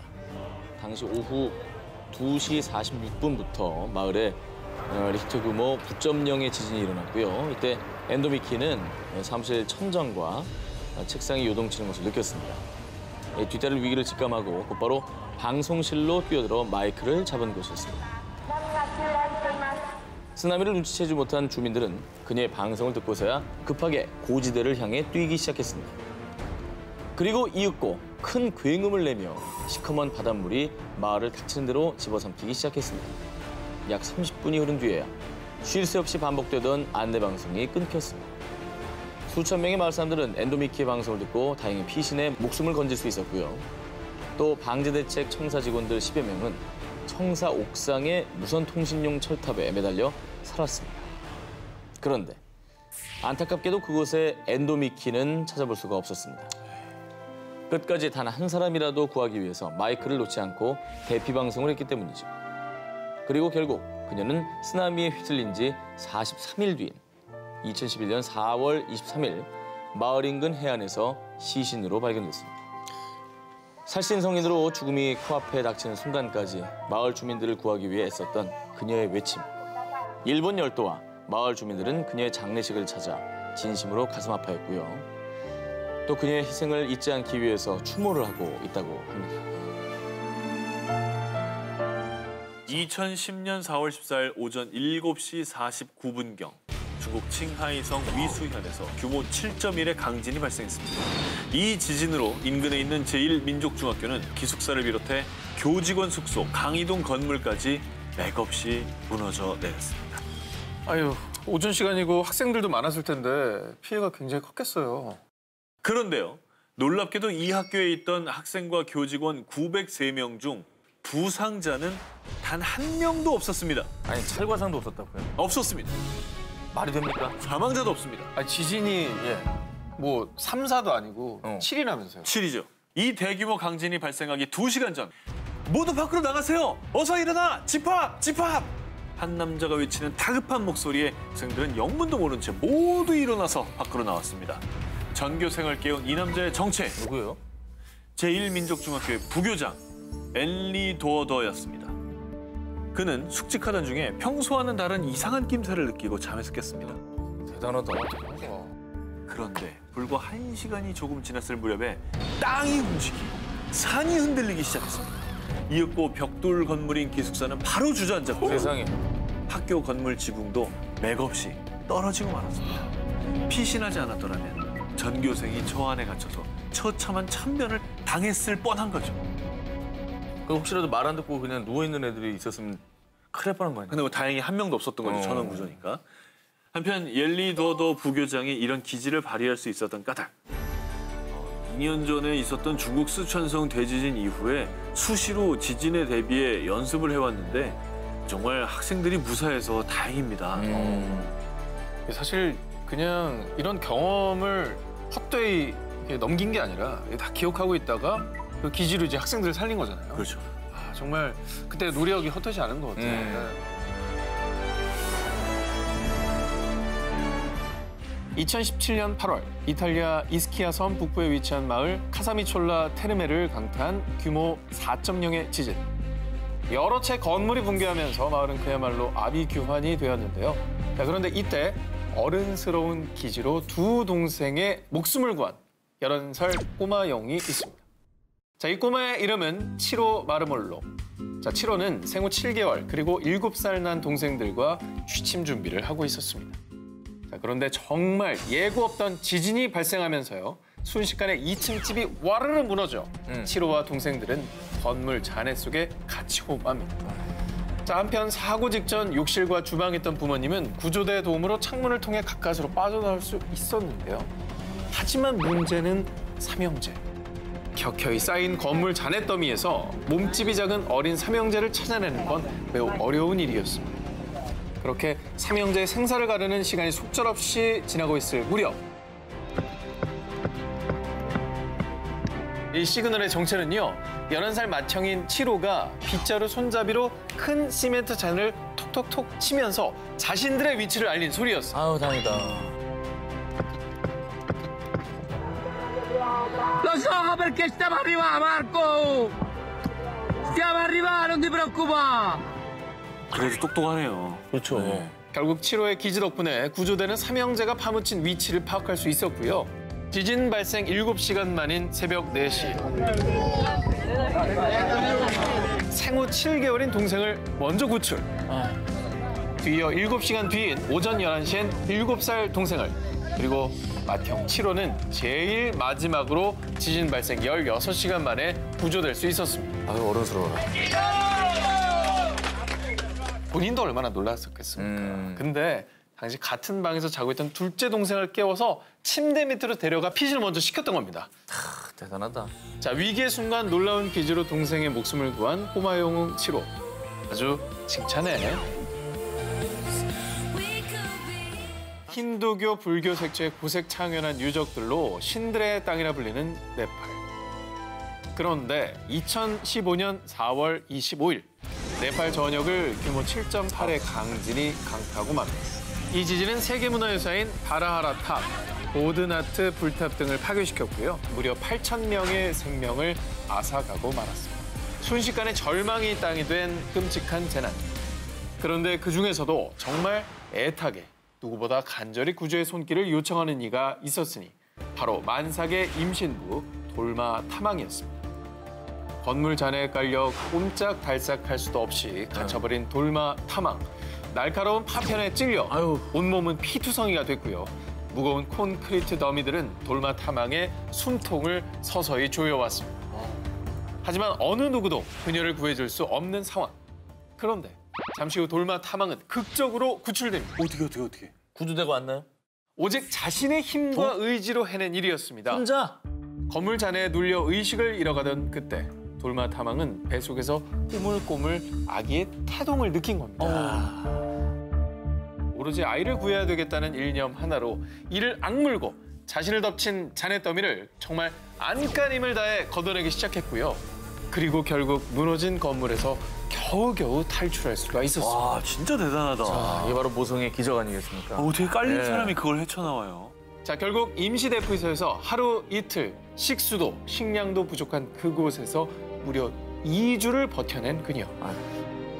때마침 보건소 상태를 조사하기 위해 신도팔척 지역을 돌던 일본 이동진료팀을 만난 돌마 탐왕. 아우, 다행이다. 결국 잔해 더미에서 나와 무사히 병원으로 이송될 수 있었고요. 다음 날 건강한 사내 아이를 출산할 수 있었다고 합니다. 아우, 박수 한번 보냅시다. 예, 아우, 다행입니다. 네팔의 위대한 모정으로 지켜낸 기적의 아기가 있었다면 이번엔 정말 기적의 아이콘이 된 아기가 있습니다. 세계 최빈국 중의 한 곳인 하이티에 규모 7.0의 강진으로 발생한 재난. 이 지진으로 약 30만 명의 사망자와 약 180만 명의 이재민이 발생해 섬나라 하이티는 초토화 그 자체였습니다. 원래 형체를 알아볼 수도 없을 만큼 처참히 무너진 아파트. 하지만 단 한 명의 생명이라도 더 구하기 위해서 구조대원들은 인명구조 작업에 한창이었습니다. 바로 그때. 여기 생존자가 있어요. 그런데 아기예요, 아기. 이 아기는 고작 생후 넉 달밖에 안 된 정말 너무나도 가냘픈 아기였는데요. 이 아기가 건물 잔해 속에서 버틴 시간이 무려 96시간. 96시간. 상상을 초월하는 시간입니다. 나흘. 그렇죠. 닷새? 하지만 건물 잔해에 눌려서 아기의 머리에는 금이, 갈비뼈도 부러져 있던 상황이었습니다. 정말 한시라도 빨리 수술을 받아야 하는 급박한 상황이었습니다. 그러나 안타깝게도 아기가 있었던 곳은 수술이 불가능한 임시 천막 보호소였습니다. 결국 고민 끝에 구조팀은 아기를 유엔 트럭에 태워서 공항에 보냈고요. 미국 마이애미에 있는 병원으로 긴급 후송. 그리고 그곳에서 장시간의 수술 끝에 정말 다행히도 아기는 무사히 생명을 지킬 수 있었습니다. 기적입니다. 다 무너져요. 진짜 다행이다. 정말 다행이죠. 자, 그런데요, 기적은 여기서 끝이 아니었습니다. 이 아기의 부모도 생존에 있었습니다. 다행히 겨우 목숨을 건진 엄마 나디는 이 아비 교환의 현장에서 자신의 딸 제니를 찾기 위해서 남편과 함께 온 병원을 다 찾아다녔다고 합니다. 아이의 이름이 제인이었군요. 그렇죠. 네. 수소문 끝에 제니가 수술 때문에 미국에 보내진 걸 알게 됐고요. 무려 84일 만에 딸 제니와 엄마 아빠는 만날 수가 있었다고 합니다. 30만 명이 넘게 목숨을 잃은 대참사였습니다. 하이티 대지진. 이 속에서 제니는 수많은 이재민들에게 아직 희망은 있다라는 메시지와 함께 기적의 소녀로 불리며 큰 감동을 안겨줬다고 합니다. 네. 2008년 5월 중국을 강타한 스촨성 대지진. 이 지진은 규모 8.0의 초거대 지진이었죠. 1,500억 위안, 한화로 약 25조 3천억 원의 재산 피해와 그리고 사상자 44만 명, 사상 초유의 대지진으로 기록되고 있습니다. 정말 저희가 보도로 접했지만 잊을 수 없는 또 재난 중에 하나죠. 엄청 무서웠죠. 순식간에 참혹한 모습으로 변한 스촨성. 한 명이라도 더 구하기 위한 열띤 구조 작업은 한 달여가 지난 6월경에도 계속이 됐는데요. 그런데 말입니다. 건물 잔해 더미에서 구조를 기다리고 있던 건 사람이 아니었습니다. 바로 돼지였습니다. 정말 놀랍게도 뒷다리에 난 작은 상처만 빼면 거의 멀쩡했다고 합니다. 이 와중에 그런데 좀 합성 아닙니까? 아닙니다. 저 공간에 저렇게 숨어 있었던 것이죠. 36일 만에 스촨성 대지진 현장에서 구조된 돼지의 사연이 알려지자 기적의 돼지다. 아니 이건 저팔계의 부활이야. 라며 찬사를 쏟아냈습니다. 그리고 이 돼지는 기적의 돼지로 등극을 하며 청두에 위치한 지엔촨 역사박물관에 입양이 됐고요. 지금까지도 박물관 관장님의 보살핌 아래 박물관에서 잘 지내고 있다고 합니다. 다행이네. 카리브해 휴양지인 산 안드레스 섬 공항. 한 비행기가 커다란 굉음을 내며 추락하듯 활주로에 미끄러졌습니다. 그리고 곧바로 세동강이 난 기체. 생존자에 대한 희망을 전혀 기대할 수 없는 참혹한 사고 현장. 공항에 있던 사람들은 이 현장을 멀리서 바라보며 안타까움에 발만 동동 굴렀는데요. 그런데 그때 뿌연 연기 속에서 사람들이 걸어 나오기 시작했습니다. 어머, 바로 승객들이었습니다. 어머머. 살아남은 거야? 살아남았어요. 다행이다. 다행이다. 승무원을 포함해서 131명의 탑승자 중에 생존자는 모두 130명. 안타깝게도 한 명의 사망자가 있긴 했지만요. 이런 사고에서 전원이 거의 살아남은 일은 정말 기적에 가까운 일이었습니다. 그런데요, 이렇게 승객들이 무사할 수 있었던 건요, 각자의 자리에서 자신의 임무를 지킨 작은 영웅들이 있었기 때문이었습니다.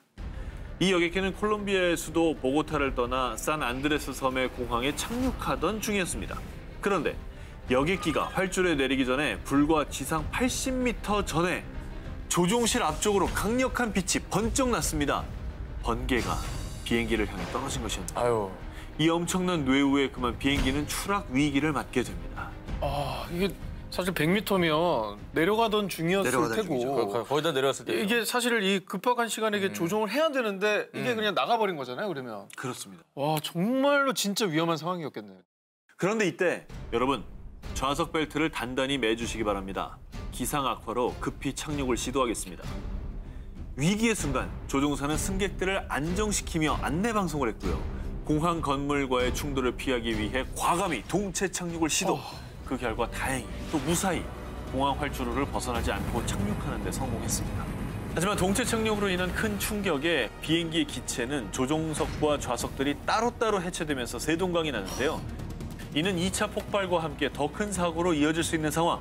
그런데 이때 모두 이쪽으로 대피하세요! 사고 현장에 급히 출동한 소방대원들은 기체의 화재를 막기 위해 급히 조치를 취했고요. 승무원들과 함께 승객들을 안전하게 구조해내는데 성공했습니다. 당시 비행기에 타고 있던 승객들의 증언에 따르면요. 제 아내와 제가 서서 뒤를 바라봤을 때 뒷좌석이 모두 사라져버렸어요. 추락하고 의자가 바닥에서 빠졌어요. 우린 벨트를 맨 채로 비행기 안을 굴렀어요. 크고 작은 부상은 있었습니다. 하지만 기장과 승무원 그리고 긴급 출동한 소방대원들의 긴급 대처로 큰 사고를 막고 소중한 생명을 지킬 수 있었다고 합니다.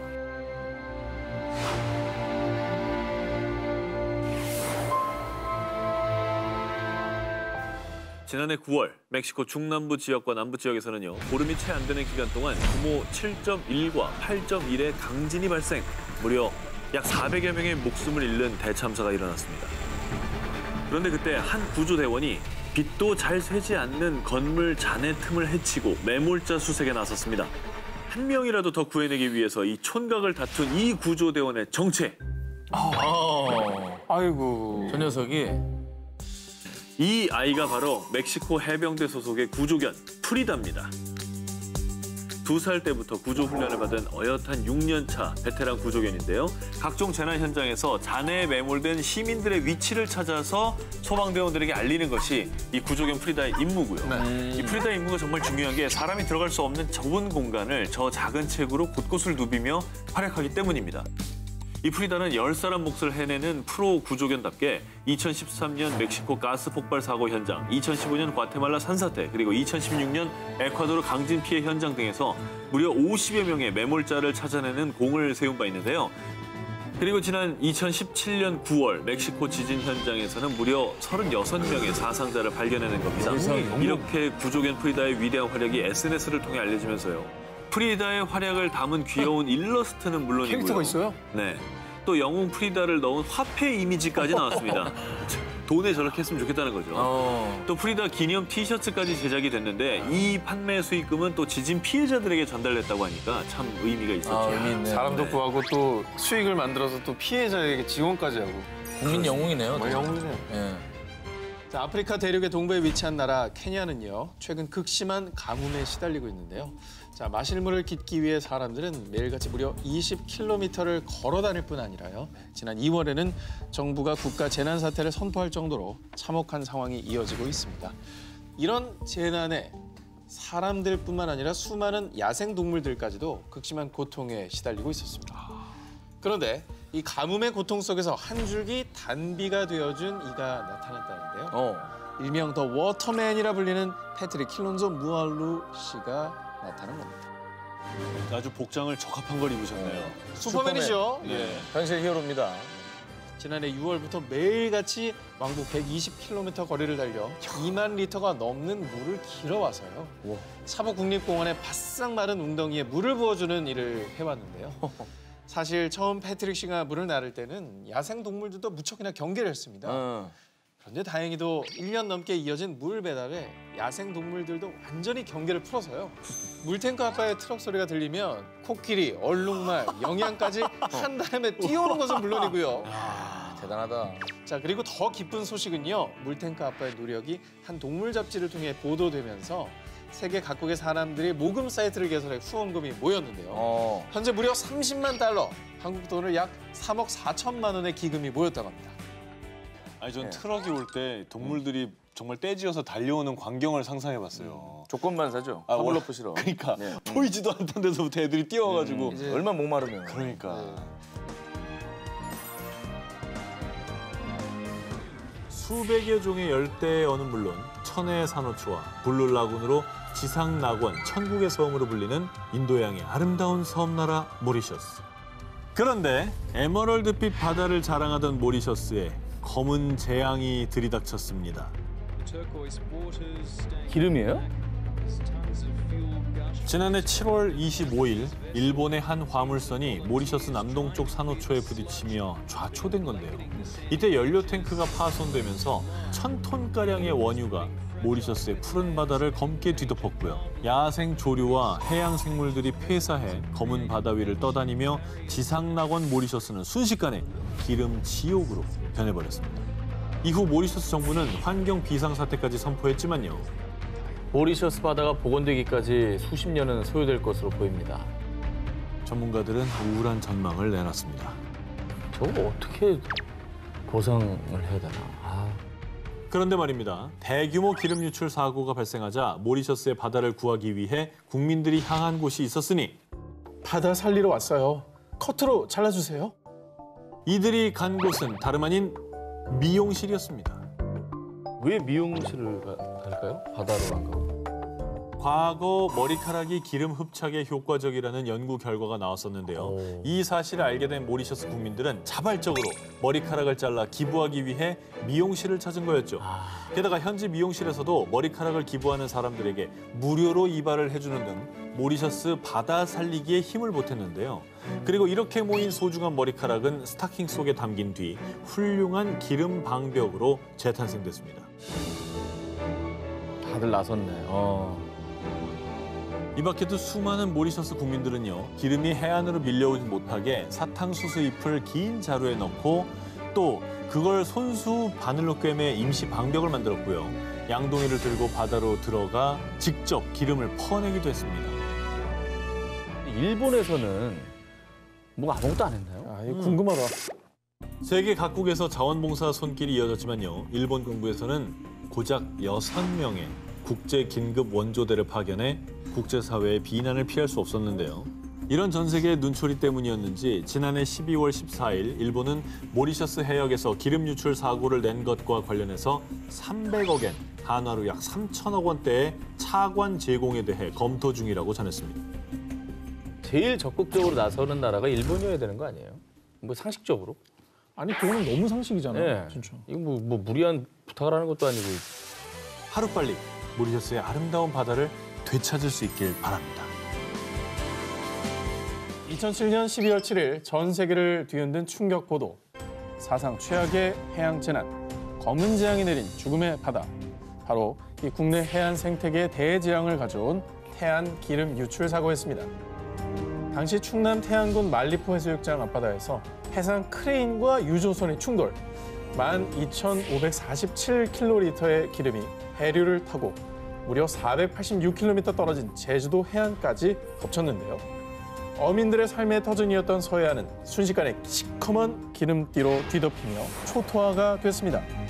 이로 인해 주민들의 입은 피해액은 무려 4,138억 73만 원에 달했는데요.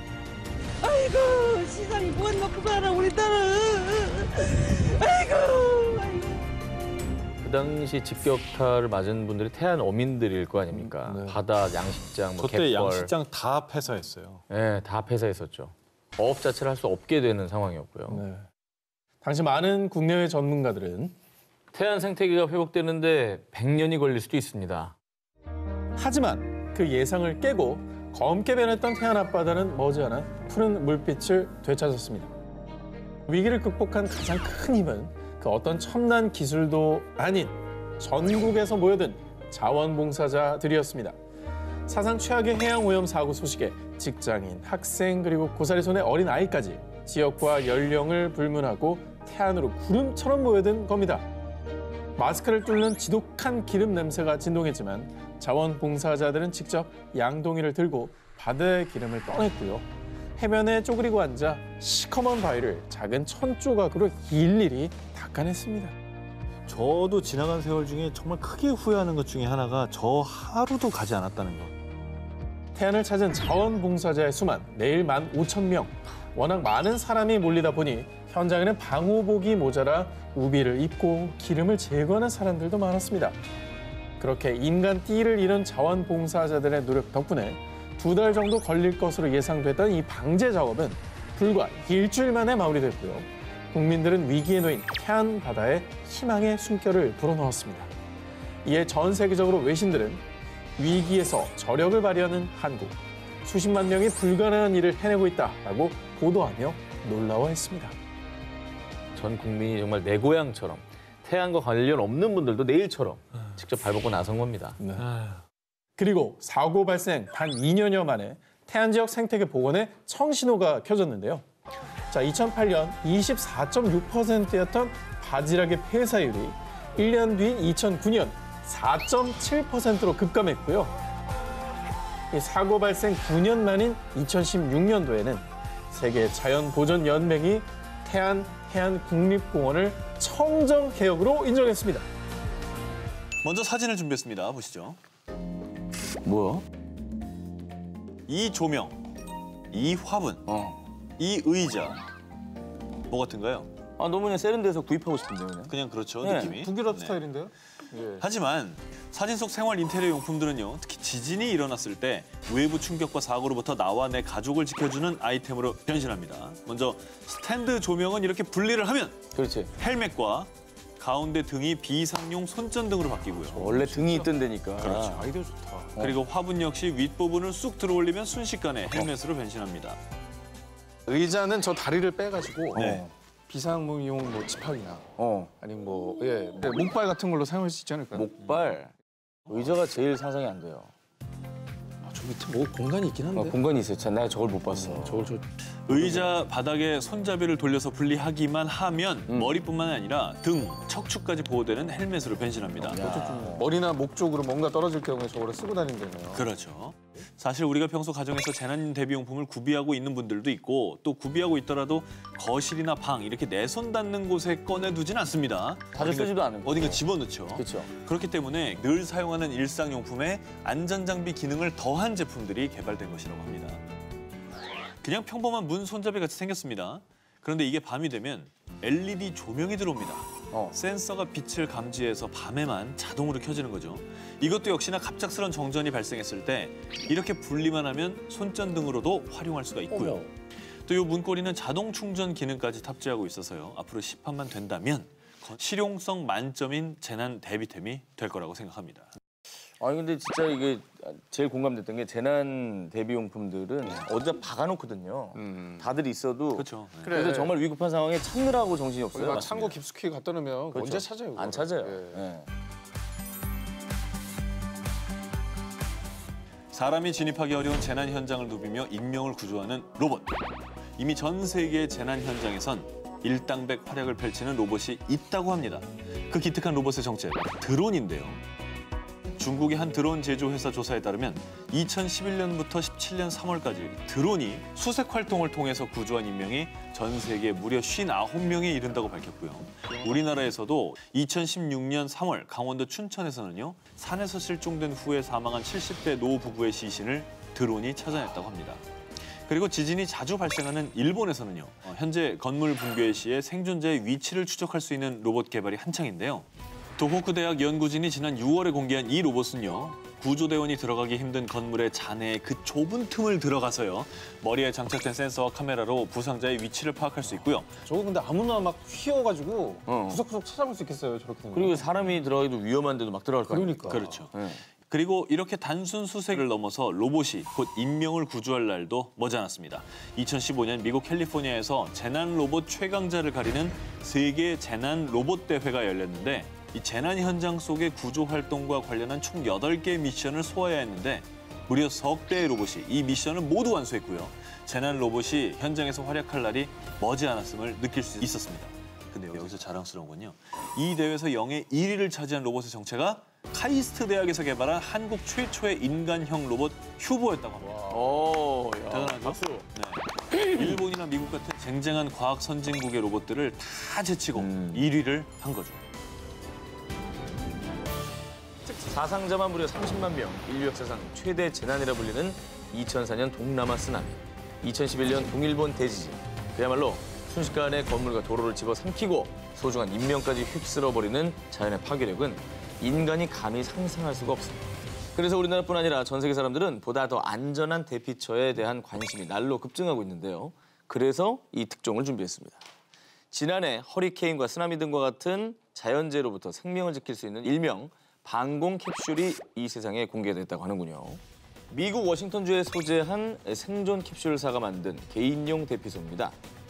지름이 각각 1.37에서 2.44m에 이르는 이 캡슐은요.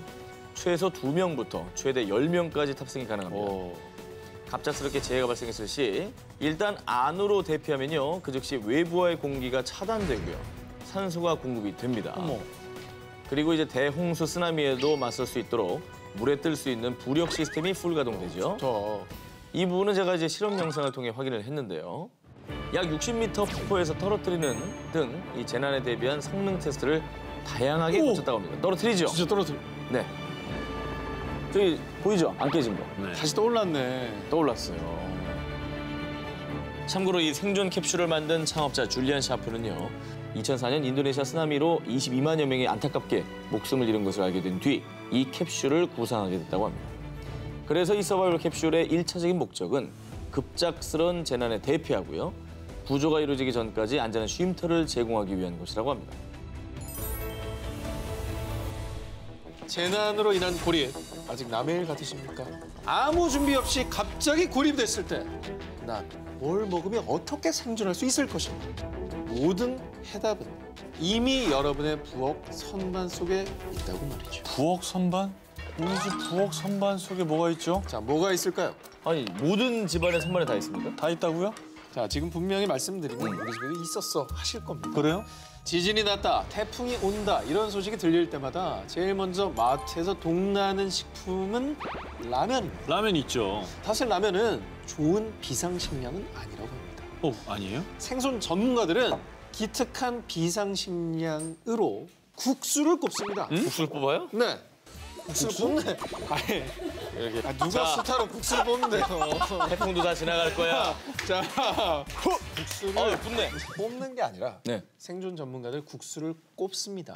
꼽는다고. 자, 이 면 자체에 소금간이 되어 있어서 유통기한이 2년에서 3년으로 길고요. 무엇보다 이 가느다란 세면의 경우에 그렇지. 미지근한 온수에 그냥 이렇게 10분만 불려놔도 바로 먹을 수가 있기 때문이죠. 그래, 소면 생각해봐. 그러네. 즉 전기 없고 불 없을 때 세상 간편하게 먹을 수 있는 비상식량이 바로 국수라는 겁니다. 네. 자, 국수 좋다 치고요. 네. 비상식량이라도 국수만 먹으면 물리거든요. 예. 제가 봤을 땐 통조림 하나 있어야 됩니다. 정확한 지적입니다. 이게 따줘야 됩니다. 네, 뭐 다양한 이제 통조림이 있는데 네. 통조림도 아주 적합한 구호 식량이 될 수 있습니다. 그렇죠. 자, 설날이며 추석마다 부엌이 넘쳐나도록 선물 받아 처치 곤란했던 바로 참치 캐리. 너무 좋지. 가장 좋은 구호 식량입니다. 너무 좋아. 일단 유통기한도 5년에서 7년으로 저장식품 중에서도 제일 길고요. 고단백, 저칼로리 식품이어서 고립됐을 때 챙기기 어려운 영양분도 보충해 줄 수 있다고. 너무 좋아. 좀 먹고 싶다. 또 흔하디 흔한 재료이지만 고립 상황에선 생존 필수품으로 변신하는 우리 집 기본 생활용품도 또 하나가 있습니다. 바로 식용유입니다. 식용유요? 식용유는 왜죠? 정전이 됐을 때 작은 종지 그릇에 식용유를 담고 화장지나 종이를 손으로 비비꼬아서 심지를 만들어낸 뒤 이 심지를 식용유에 담가놓고 불을 켜게 되면 이게 등잔불이 되면서 야, 신기하네. 요긴하게 랜턴 대용으로 쓸 수가 있는 거예요. 야, 저렇게 활용할 수가 있구나. 누가 봐도 굉장히 좋은 정보였는데요. 굉장히 네. 괜찮네요. 그동안 태풍이 온다는 소식을 들을 때마다 우리 집 유리창 깨지지 않게 지킨다며 초록색 테이프를 창문에 커다랗게 X자로 붙여놨던 분들 많으시죠? 그런데 이 방법이 썩 효과가 있진 않다고 합니다. 왜냐? 태풍이 올 때 창문이 깨지는 이유가요. 창틀이 헐거워져서이기 때문입니다. 그래서 테이프를 붙일 때는 꼭 창틀이 고정되도록 창틀의 가장자리에 테이프를 발라주는 게 중요하다고. 저렇게 그렇죠. X가 중요한 게 아니라 근데 그런 얘기도 있잖아요. 테이프 말고 신문지 이렇게 쫙 발라가지고 해놓으면 이것도 튼튼해진다. 이런 얘기도 있었는데요. 자, 그런 또 얘기도 있죠. 예. 좀 많이 좀 모르시는 것 같은데요. 사실 신문지라고 하는 거는요. 이 유리창을 깨지지 않게 지켜주기보다는 유리창이 깨졌을 때 그 유리 파편이 흩어지지 않도록 그걸 좀 막아주는 역할을 하는 거죠. 올바른 활용 방법은 신문지를 유리창에 넓게 붙여놓고요. 수시로 물을 뿌려서 밀착을 해주는 겁니다. 자, 하지만 솔직히 신문에 물 마를 때마다 어떻게 이걸 매번 물을 뿌립니까? 그러니까요. 귀찮잖아. 네, 돌아버리죠. 그래서 저 안전기자 전 기자가 말이죠. 새롭게 추천하는 아이템. 부엌 서랍에 하나씩 굴러다니는 랩 있잖아요. 창문에 분무기로 칙칙 물을 뿌려주고 랩을 붙여주면 신문지보다 더 찰떡같이 붙는다고 합니다. 자, 그런데 이렇게 준비를 철저히 했는데 태풍 올 때 이제 강풍도 불지만은 폭우도 엄청 내립니다. 그래. 그렇죠. 상상하기도 싫지만은 우리 집에 물이 차올라 대피해야 한다면 꼭 기억하세요. 도시가스 사용하는 집에서는 중간 밸브, 계량기 옆 메인 밸브까지 꽉 잠그셔야 됩니다. LP가스를 사용하는 집에서는 밸브를 잠근 뒤 체인 등으로 용기를 단단히 고정해 두셔야 합니다. 그거 굴러다니다 폭발하는 거. 폭발하죠. 그리고 태풍이 지나가고 난 다음에 꼭 조심할 것이 있습니다. 야, 드디어 우리 집에 돌아왔다. 뜨거운 물에 씻고 푹 쉬어야겠다. 잘 모르시는 것 같은데요. 집으로 막 돌아와서 네. 가스보일러를 함부로 틀었다가는 큰일 납니다. 왜 그렇죠? 침수의 영향으로 감전될 수가 있기 때문이죠. 이게 물 틀었다가 바로 감전된다고? 그렇죠. 그러니까 반드시 한국가스안전공사 1544-4500번, 1544-4500에 연락해서 가스 점검 먼저 꼭 받으시고 나서 이용하시면 좋겠습니다. 그리고 한국전기안전공사 1588-7500, 1588-7500에도 연락을 하셔가지고 굉장히 검사를 깐깐하게 해주죠. 깐깐하게 해주죠. 예. 예. 혹시 모를 감전 사고에도 대비하시기 바랍니다. 자, 한국가스안전공사 몇 번? 1588-7500. 1544-4500이라고 5초 전에 얘기했어요. 1544-4500. 한국전기안전공사요? 1588-7500. 오. 가스안전공사요? 1588-7500. 1544-4500이라고. 푹푹 찌는 한여름, 살인적인 폭염이 위협해도 에어컨만 있으면 그 어떤 더위도 두렵지가 않죠. 그런데 이렇게 천하태평하게 에어컨을 쐬고 있을 때 우리 집에 있는 시한폭탄은 나도 모르게 작동 중일 수도 있습니다. 뭐죠? 집에 시한폭탄이 뭐가 있는 거죠? 불이 났습니다. 시래기 아니야? 저게 달려있는 게 시래기잖아. 저거 봐봐. 시래기 탔잖아요. 화재 사고의 원인은 바로 에어컨 실외기. 아니, 시래기가 왜 터져요? 에어컨 화재 사고 가운데 무려 63.3%가 실외기에서 발생합니다. 아이고. 그리고 화재 원인의 80% 이상이 실외기, 이 전선 문제인 것이 밝혀졌는데요. 보통 아파트 에어컨 뒤쪽의 벽구멍을 통해서 실외기를 연결하죠. 이럴 경우 전선이 꺾이거나 피복이 벗겨지기가 쉽고요. 특히 에어컨 제조사에서 기본적으로 제공되는 실외기 전선은 최대 10m. 하지만 실외기 설치 위치가 멀어지면은 추가로 전선을 연결하죠. 이때 일부 설비업자는 전선을 대충 꼬아가지고 테이프로 연결하는 경우가 종종 있다고 합니다. 많지. 그러면 실외기 전선 연결이 느슨하게 되는데요. 그렇게 되면 과부하가 생기고 그때 급 온도가 상승해 화재가 발생할 수 있는 거죠. 무섭다. 그렇죠? 자, 그러면 우리 집에 숨겨진 실외기 시한폭탄 제거법 나갑니다. 중요합니다. 여름이 됐다고 에어컨부터 바로 틀지 마시고요. 실외기 전선 상태를 확인합니다. 그리고 실외기 후면에 먼지나 이물질이 쌓여 있다면 빗자루 등으로 먼지를 슥슥 쓸어주고요. 그리고 바람이 통하는 망 부분은 소를 이용해서 먼지를 꼭 제거해 주시기 바랍니다.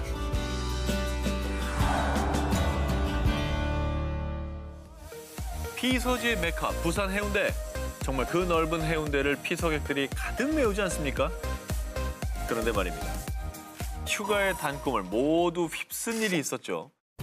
지난 2017년 7월 31일 해안가에서 물놀이를 즐기던 70여 명의 관광객이 순식간에 사라져버린 건데요. 피서객들이 눈 깜짝할 새에 사라진 이유, 바로 이안류. 이안류입니다. 하지만 이때는 정말 다행히 20여 분 만에 모두 구조되긴 했습니다. 다행이네요. 하지만 지난 2007년엔 이안류로 인해 해운대에서 사망자가 발생. 또 2010년엔 충남 대천 해수욕장에서도 2명이 목숨을 잃기도 했는데. 대비할 수도 없고 이거 어떻게 해야 돼요? 정말 이 파도의 역습이라고밖에 할 수 없는 이안류는 순식간에 200m 이상의 깊은 바다로 끌고 갑니다. 아무리 수영을 잘하는 사람들조차도 이 이안류를 만나면 쉽게 빠져나올 수가 없다고 합니다.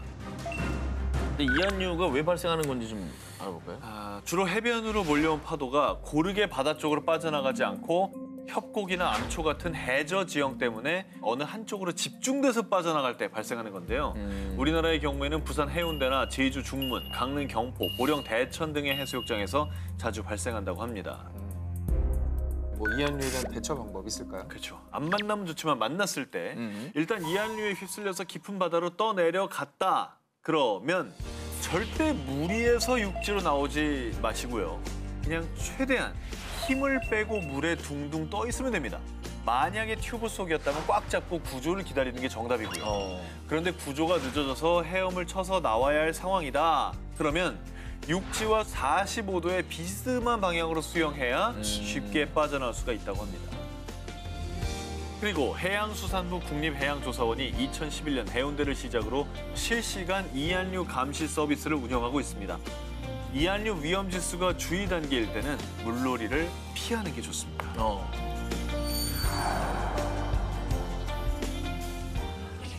매해 여름, 나 그리고 내 가족의 목숨을 위협하는 무차별 파괴범이 있습니다. 왜 이래? 어머머머머머. 아이고. 이 사고의 원인은 바로 타이어 때문입니다. D대학 자동차학과 교수에 따르면요. 고속도로에서 차량 결함으로 발생한 사망사고의 63%가 타이어 관련 사고입니다. 특히 기온이 높은 한여름 7, 8월에는 타이어 파손 사고가 급증한다고 하는데요. 가장 큰 원인은 타이어 공기압 부족. 공기압이 낮은 상태에서 폭염에 뜨거워진 도로를 고속으로 달리게 되면요.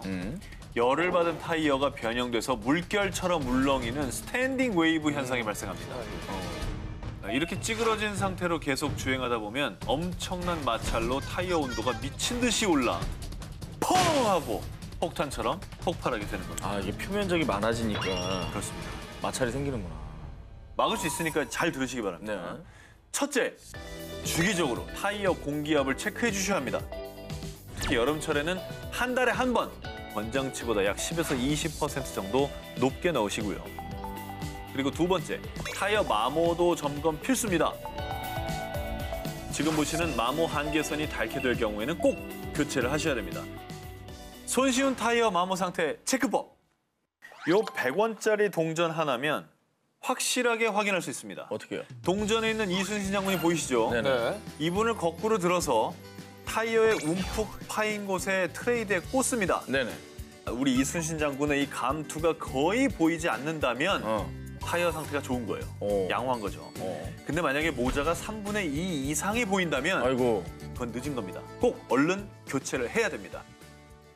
경고를 하시는 거네요. 그렇죠. 내 모자가 덜 들어간다 이놈아. 그렇죠. 지난 2017년 6월 라스베가스에서는 미국 최대 일렉트로닉 음악 축제가 열립니다. 라스베가스를 대표하는 축제답게 매년 최대 약 30만 명의 관객들이 찾아옵니다. 30대 남성 마이클 모스도 그중 한 명이었죠. 그야말로 올라이 광란의 밤을 보낸 그런데 다음 날 새벽 택시를 잡으려던 그는 갑자기 경련을 일으키며 훅 쓰러지고 말았습니다. 그리고 병원으로 긴급 후송된 지 단 4시간 만에 결국 안타깝게 사망. 사인은 열사병이었습니다. 그 지경이 될 때까지 어떻게 누를 수가 있을까? 뭐 이 열기에 나도 몸이 뜨거워지나 보다라고 그냥 착각을 한 모양이죠. 저 정도면 머리가 어지러웠을 텐데. 실제로 미국 라스베가스는 매년 기록적인 폭염을 기록하며 일명 가마솥 더위로 유명한 곳인데요. 그날도 38도를 웃도는 폭염 속의 야외 공연이었고 게다가 숨진 남성은 물을 마시지도 않았다고 합니다. 또 사고가 났을 때 현장이 북새통이라 구급차가 들어오는데도 많이 지체됐었다고 합니다.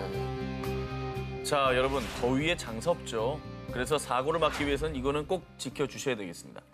열사병의 천적은 바로 물. 갈증이 나지 않더라도 최소 1시간마다 2컵 정도의 물은 꼭 마셔주셔야 됩니다. 염분과 미네랄을 보충해주는 스포츠 음료도 물론 좋습니다. 그리고 갑자기 몸이 뜨거워지면서 근육통이나 경련, 또 의식도 가물가물해지는 열사병 전조 증상이 나타나면요. 일단은 시원한 곳으로 대피하시고요. 구조대원이 올 때까지 체온을 낮춰주는 게 제일 중요합니다. 그래서 얼굴이나 신체에 물을 뿌리거나 젖은 수건을 덮어 부채질이나 선풍기 바람을 이용해서 열을 빠르게 증발시켜 주시기 바랍니다. 지난해 여름이요. 무려 22년 만에 최악의 폭염이었습니다. 기억나시죠? 더웠어요 진짜. 근데 올해는요.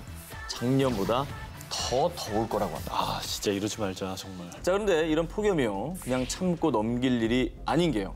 2016년 한 해 국내에서만 총 2,142명의 사상자를 낸 무서운 자연재해 중에 하나라는 겁니다. 그래서 저 전 기자가 이런 재난급의 무서운 폭염을 이길 수 있는 쿨링 아이템, 정말 실생활에 쓸 수 있는 것들을 준비해봤습니다. 첫 번째는요. 열대야로 잠을 못 이루는 밤, 땀 한 방울 없이 뽀송뽀송하게 내 잠자리를 지켜줄 침대 팬, 배드팬입니다. 이불을 덮은 채 사용하는 이불 속 선풍기입니다. 매트리스와 이불이 한기가 날아가지 않도록 저장을 합니다. 이불을 덮고도 쾌적한 잠자리를 가질 수 있는 거죠. 자, 두 번째, 한여름에도 야외에서 현장 업무를 보시는 분들 정말 많습니다. 고생 많으시죠? 일사병 위험에 노출된 근로자분들을 위한 쿨템입니다. 입으면 금방이라도 더위로 쓰러질 것만 같은 이 긴팔 점퍼. 놀랍게도 이 점퍼 안에는 초정밀 강력 선풍기가 붙어 있습니다. 입기 전과 입은 후의 온도 차이가 무려 10도나 차이가 나요. 또 한 번 충전으로 무려 9시간 동안 작동이 된다고 하니까 현장 근무 내내 내 안의 선풍기로 활력을 찾으시기 바랍니다. 저건 근데 굉장히 좋은 아이디어 같아요. 좋습니다. 네. 마지막으로요. 입거나 충전하는 것도 귀찮으시다고요. 언제 어디서나 활용할 수 있는 쿨링 이템. 일명 개인용 에어컨으로 불리는 쿨링 스프레이입니다. 속옷이나 옷 위에 쫙쫙 뿌려주기만 하면요. 그 즉시 온도를 무려 8도가량 낮춥니다. 또 2시간 이상 지속된다고 하니까 2시간 지나고 또 뿌리면 됩니다. 거기에 항균과 탈취 효과까지 있어서 냄새나는 분들 뿌리면 됩니다. 네. 아, 이게 뭐 예를 든 거예요. 여기는 발이고 네. 여기는 겨드랑이네. 개장 안 했어? 아직? 지금 여기가 젖어 있으면 병원 가야 돼. 지금 이 두꺼운 옷이 여기가 뚝뚝 떨어지면은 나는 장난 아닐 네. 것 같은데. 작년에 아니야, 되게 없어요. 늦게까지 개장했었잖아요. 네, 10월까지 아니야. 개장했었는데. 저는 굉장히 또 자기 관리 갑인 조기 개장 안 합니까 그러면? 안 합니다. 안 합니다. 제가 쿨링 이템들을 소개해드렸는데 어디까지나 더위 타파 도움템입니다. 더운 날에는 수시로 충분한 수분 섭취와 휴식으로 일사병을 예방하시기 바랍니다. 더위야 물러끓어요. 여러 자연재해 중 많은 분이 아유 설마 나한테 일어나겠어 하고 간과하고 있는 재해가 있습니다. 바로 산불입니다. 올해 1월부터 5월까지 발생한 산불이 무려 524건. 그렇게 많았습니까? 이 산불로 올해 상반기에만 여의도 4배 크기의 산림이 사라졌다고 합니다. 심각하다. 산 근처만 안 가면 되지 뭐 이런 생각 드시죠, 솔직히? 네. 들잖아요. 들어요. 마치 그 조스 영화 보면서 바다 안 가야지 하는 거 똑같은 거죠. 자, 그런데 우리가 지진 대피 요령이나 화재 대피 요령 이런 건 좀 다들 어느 정도 숙지하고 계신 것 같은데 산불 대처 요령을 물어보면 아마 바로 대답할 수 있는 분은 많지 않을 것 같습니다. 제가 준비했어요. 정말 꼭 기억해야 할 포인트를 준비했습니다. 먼저 막 불이 붙기 시작한 작은 산불을 만난 경우 입고 있는 외투로 부리를 덮거나 흙을 뿌려서 산불을 진화할 수 있는 겁니다. 그렇죠. 그런데 이렇게 불길을 잡았다고 하더라도 보이지 않는 불씨가 남아서 다시 화재가 발생할 수 있으니 꼭 소방서나 산림관리원에 신고를 해주셔야 됩니다. 신고. 조기 진화가 불가능한 큰 산불을 만난 경우 이게 중요합니다. 이것만 기억하세요. 무조건 바람의 반대 방향으로 대피를 하셔야 되는 거죠. 왜냐? 산불은 바람이 부는 방향대로 확산하는 경향이 있기 때문입니다. 바람이 세게 불지 않아 풍향을 잘 모르겠다 하시면은 그냥 무조건 불길의 반대 방향으로 달리시면 됩니다. 불길의 반대 방향. 최대한 등산로를 따라서 대피하셔야 되겠고요. 만약 길까지 잃었다면 헬기가 구조하기 쉽도록 산 정상을 향해 대피하는 것이 좋습니다. 오히려 위로 올라가 버리네. 그 보이니까요. 마지막으로 불길로 퇴로가 막힌 경우에는요. 이미 산불이 지나가 탈 것이 없는 곳이나 도로나 계곡, 바위 뒤같이 불길이 다가오기 어려운 지역으로 대피하시는 게 좋겠죠? 이런 곳으로 대피할 시간적 여유도 없는 정말 긴박한 경우는요. 최후의 방법.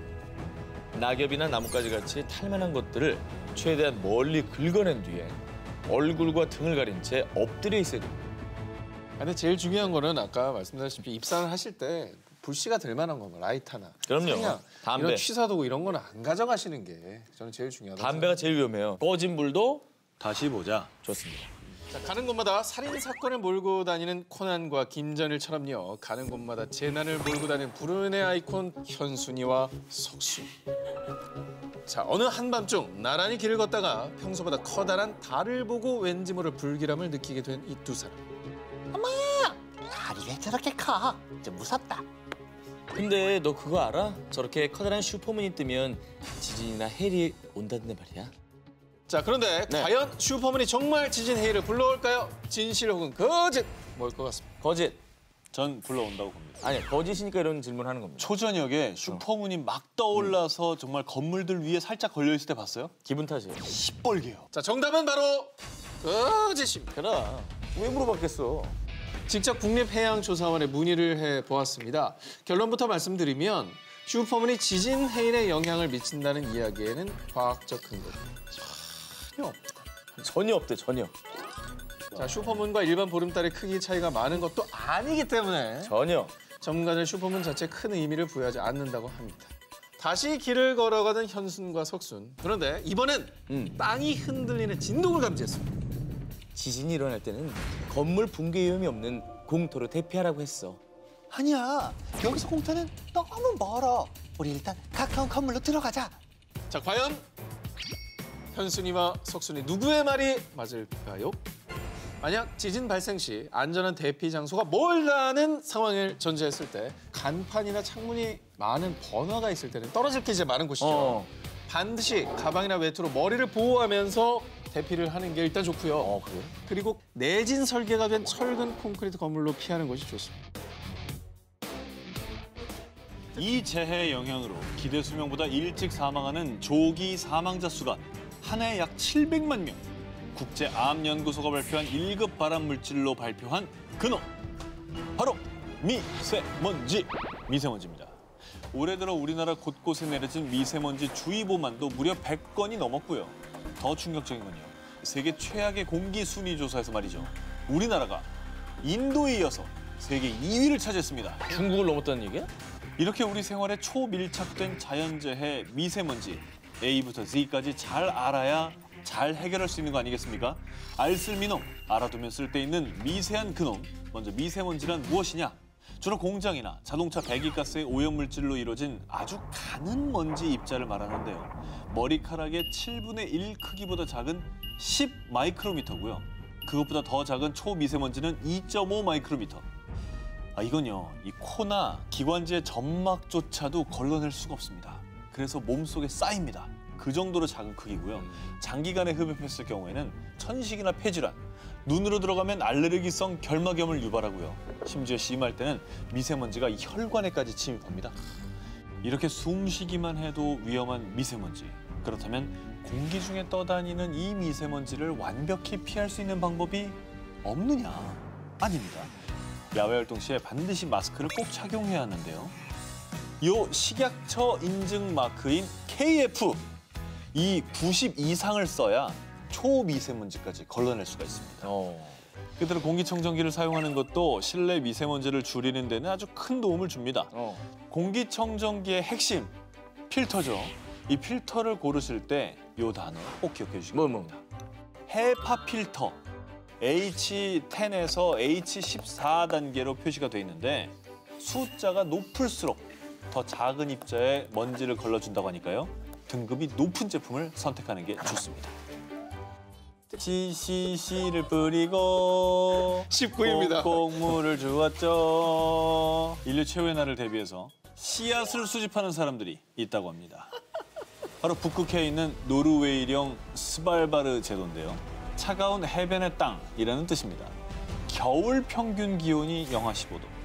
면적의 약 85%가 빙하로 뒤덮여 있습니다.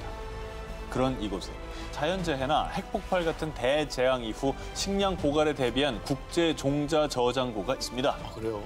2008년. 가볍게 얘기할 건 아닌데. 의미 있는 곳이에요. 예. 괜찮은데 이거? 갑자기 등을 돌리네. 들어보세요. 들어보세요. 갑자기 이 사람 등을 돌려요? 아니 소면 얘기할 때가 아닌 것 같아요. 지금. 깜짝 놀랐네.